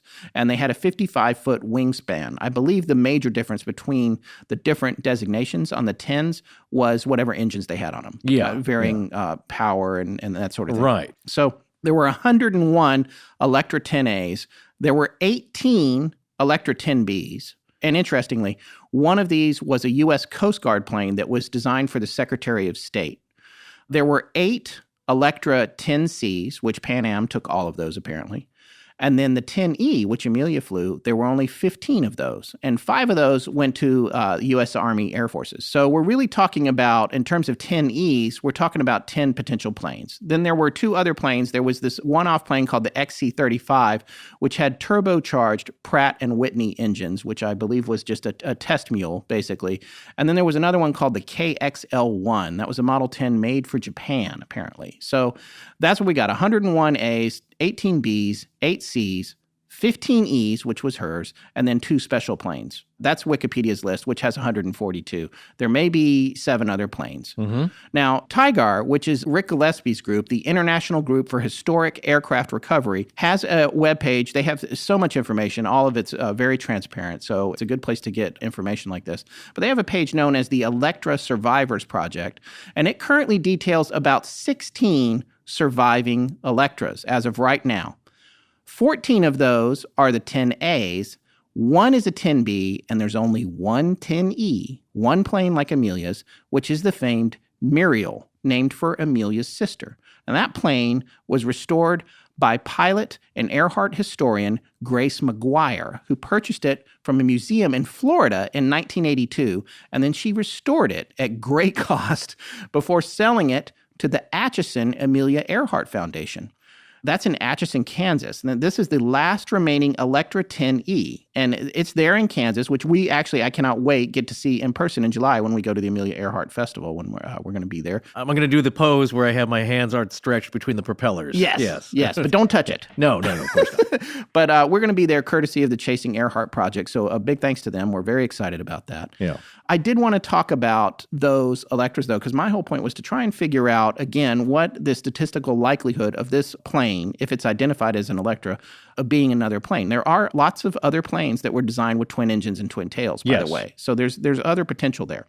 Whether 142 or 149 were built, we did find a website called the Bureau of Aircraft Accident Archives. And this is a pretty amazing website. I wanted to read a little bit about this website before we go into this information. The Bureau of Aircraft Accidents Archives, B3A, was established in Geneva in 1990 for the purpose to deal with all information related to aviation accidentology. Ronan Hubert, founder of B3A, is a historian in aircraft accidents. His relationship with several investigation boards worldwide, experience on site, as well as more than 25 years of presence in aviation business, gave him the opportunity to publish 4 books. His skills, expertise, and impartiality are his strengths, and he is today recognized as a knowledgeable accidentologist. That's a new word that I learned today. Yeah, you did make that up? Nope, that's right there on his website. He might have made it up, but I don't think so. Right. The primary goal of the B3A is to collect, manage, and archive all information relating to aviation accidents worldwide since 1918 until today. Therefore, its records are currently composed of thousands of documents, reports, photos, etc., representing to date more than 25,500 events. I was thrilled to find this site because it has a whole page just about Electra Model 10s that have crashed or had accidents. So the Bureau of Aircraft Accident Archives lists 52 Lockheed 10 accidents. That's across all variants of the Lockheed. Now, accidents, it's important to remember that accidents don't always mean that the plane didn't fly again, but in most cases, it does seem like that's the case. And we have links to this website and to the list of Lockheed 10 accidents in our show notes for this episode. But here's the thing that I wanted to find out. I wanted to find out how many Lockheed 10s were ever anywhere near where Bill is looking. So with these 52 accidents, presuming that they've got all the accidents registered, which it seems like if anybody does, they do, but I'm sure there could be some other accident that's not recorded or not reported for some reason or another. But with these 52, 13 of them happened in the United States, obviously nowhere near Buka, which is, by the way, off the eastern coast of Papua New Guinea and northeast of Australia and about, I think, 2,300 miles almost due north of New Zealand. So 13 of those accidents happened in the United States, and all but 7 of the remaining ones, that's 32, happened in other countries: Greece, Poland, Mexico, England, Denmark, Croatia, Yugoslavia, Venezuela, Egypt, Brazil, India, Honduras, Antarctica, and Chile. All of those countries obviously nowhere near Buka, just like the United States. There were 7 remaining crashes to talk about, and these 7 are important because they happened in Australia and New Zealand, which means that these planes are all potential candidates to be what Bill has possibly found off the coast of Buka. So let's take a look at these planes. I wanted to know if any of these planes fit the profile for being the plane that we're talking about tonight. The first one was out of Australia. This aircraft, christened Moresby, left Darwin Airport bound for Adelaide with 10 soldiers and 2 crew on behalf of the Royal Australian Air Force. 5 minutes after takeoff, the right engine fired and the crew decided to return to Darwin. On final approach, the captain was forced to attempt an emergency landing when in low visibility, the aircraft hit a tree and crashed in flames in a prairie. All 12 occupants escaped uninjured. However, the aircraft was completely destroyed by a fire. So we know that that's not the plane. That was a land crash. That was the only one of the Electra 10s out of Australia that crashed. Then there was one out of New Zealand, which also crashed on land. No fatalities, plane completely lost. That was with New Zealand Union Airways. Then there was another one with New Zealand Union Airways, also crashed with 5 fatalities, and again, the loss of the plane. This was another crash on land. And then the third crash I want to talk about was New Zealand National Airways. This was one of the worst ones. This crashed into a mountain in New Zealand. There were 13 fatalities, and again, the plane was lost. But that was a mountain. None of these were in the water. So there's no possibility that any of these could be the plane that's currently sitting in the water off Buka. However, there are 2 planes that went down in the water. One of them was New Zealand National Airways again. Listen to the description of this accident. The twin-engined aircraft christened Kahu left Auckland Airport at 1435 hours local time, bound for Gisborne, with an intermediate stop in Tauranga. On final approach, the crew encountered poor weather conditions with thunderstorm activity and strong winds. The aircraft lost height and crashed in the Waipu Bay, less than 200 yards from the runway threshold. All 12 occupants were rescued, but the aircraft was damaged beyond repair. So that one went down in the water, but they know exactly where it is. Now, I don't know if it was ever recovered, but even if it wasn't, they know exactly where this is. And again, it's nowhere near Buka, which is, as I said, over 2,000 miles north of this particular area. Right. There is one remaining plane that went down in the water. Now, every plane we've talked about so far is actually a 10A. So there were only 2 10Es on this list of all these planes. And the first one that I'm going to tell you about very briefly was a Trans-Island Airways plane, again out of New Zealand. On touchdown at Christchurch Airport, the right main gear collapsed. The twin-engine airplane went out of control, veered off the runway, and came to rest in a grassy area. All 3 occupants were uninjured, and the aircraft was not repaired. Built in 1937, the airplane christened Spirit of Tasman Bay was the last Lockheed 10 Electra in service in New Zealand. So that's important. And this one actually went down in 1959, February 18th of 1959. So failure of the right main gear. That, by the way, was a ground loop, just like what happened to Amelia when she first set off to go around the world from Hawaii, and she had a ground loop in the plane. These folks had a ground loop as well, and the plane was, I read on another website, this particular one was written off. So that plane did not go back into service. Right. Again, not a candidate for this plane that's in the water, if that plane in the water is a 10E. So there's only one 10E left on this list that might be the plane that Bill has found. And that one lists the following circumstances on its disappearance. See if this sounds familiar. The crew was engaged in a world tour, and the aircraft had been prepared with special equipment. It was able to fly 20 hours without a fuel stop. The crew left Lae in New Guinea, bound for Howland Island in the Pacific Ocean. The trip was estimated to 20 hours flight, and it seems the aircraft was lost at sea some 30 minutes prior to its predicted arrival at Howland Island. Search and rescue operations never found any trace of the aircraft nor the crew. Both occupants, famous aviation pioneers and aviators, were lost forever. Crew, Amelia Earhart, pilot. Frederick Noonan, radio navigator. Causes: fuel exhaustion was suspected, but the exact cause of the accident has never been elucidated. So in conclusion, 52 Electra 10s are on the Bureau of Accident Archives list as having crashed. Only 7 of those flew anywhere near the Asia-Pacific region. 6 of them are accounted for. If the plane that young Tiolo first dived on in 1996 proves to be an Electra Model 10, there is only one missing in the world due to an accident right now, and that one belonged to Amelia Earhart.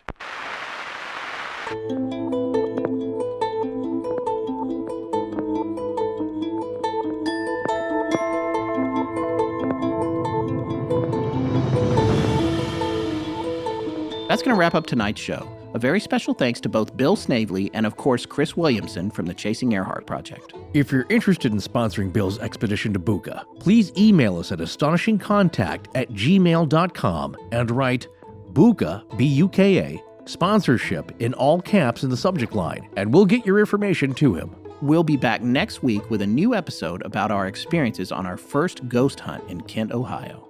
Please remember to support our sponsors. They keep the show free and the lights on in Blanket Fortiana. Special thanks to John Bolin. Hi, Todd Sturgill is spelled BEN. RICHMOND.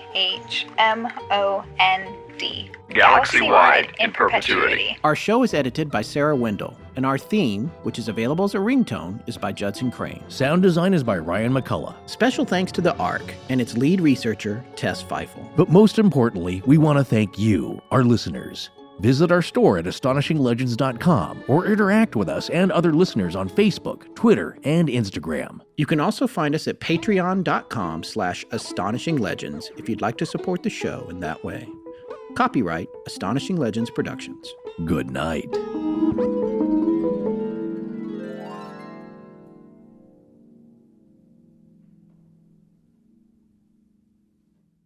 I want you to meet Daniel Bronstadt. Hello! Over here! He's a little strange. Some nights I wake up and I think it would be amazing to go on a flamingo hunt. He lives in a rundown mansion. Originally, this was meant to be a bathroom, but I've converted it into my bedroom. I just feel more comfortable sleeping in small spaces, and so I actually sleep in this tub. And he also may have killed his twin brother, Chuck. 911, what's your emergency? It's my brother. I think he's dead. Okay, please calm down, sir. What happened? This Sounds Serious is a new fictional true crime podcast from CastBox. If you like some humor with your true crime, then this is the show for you.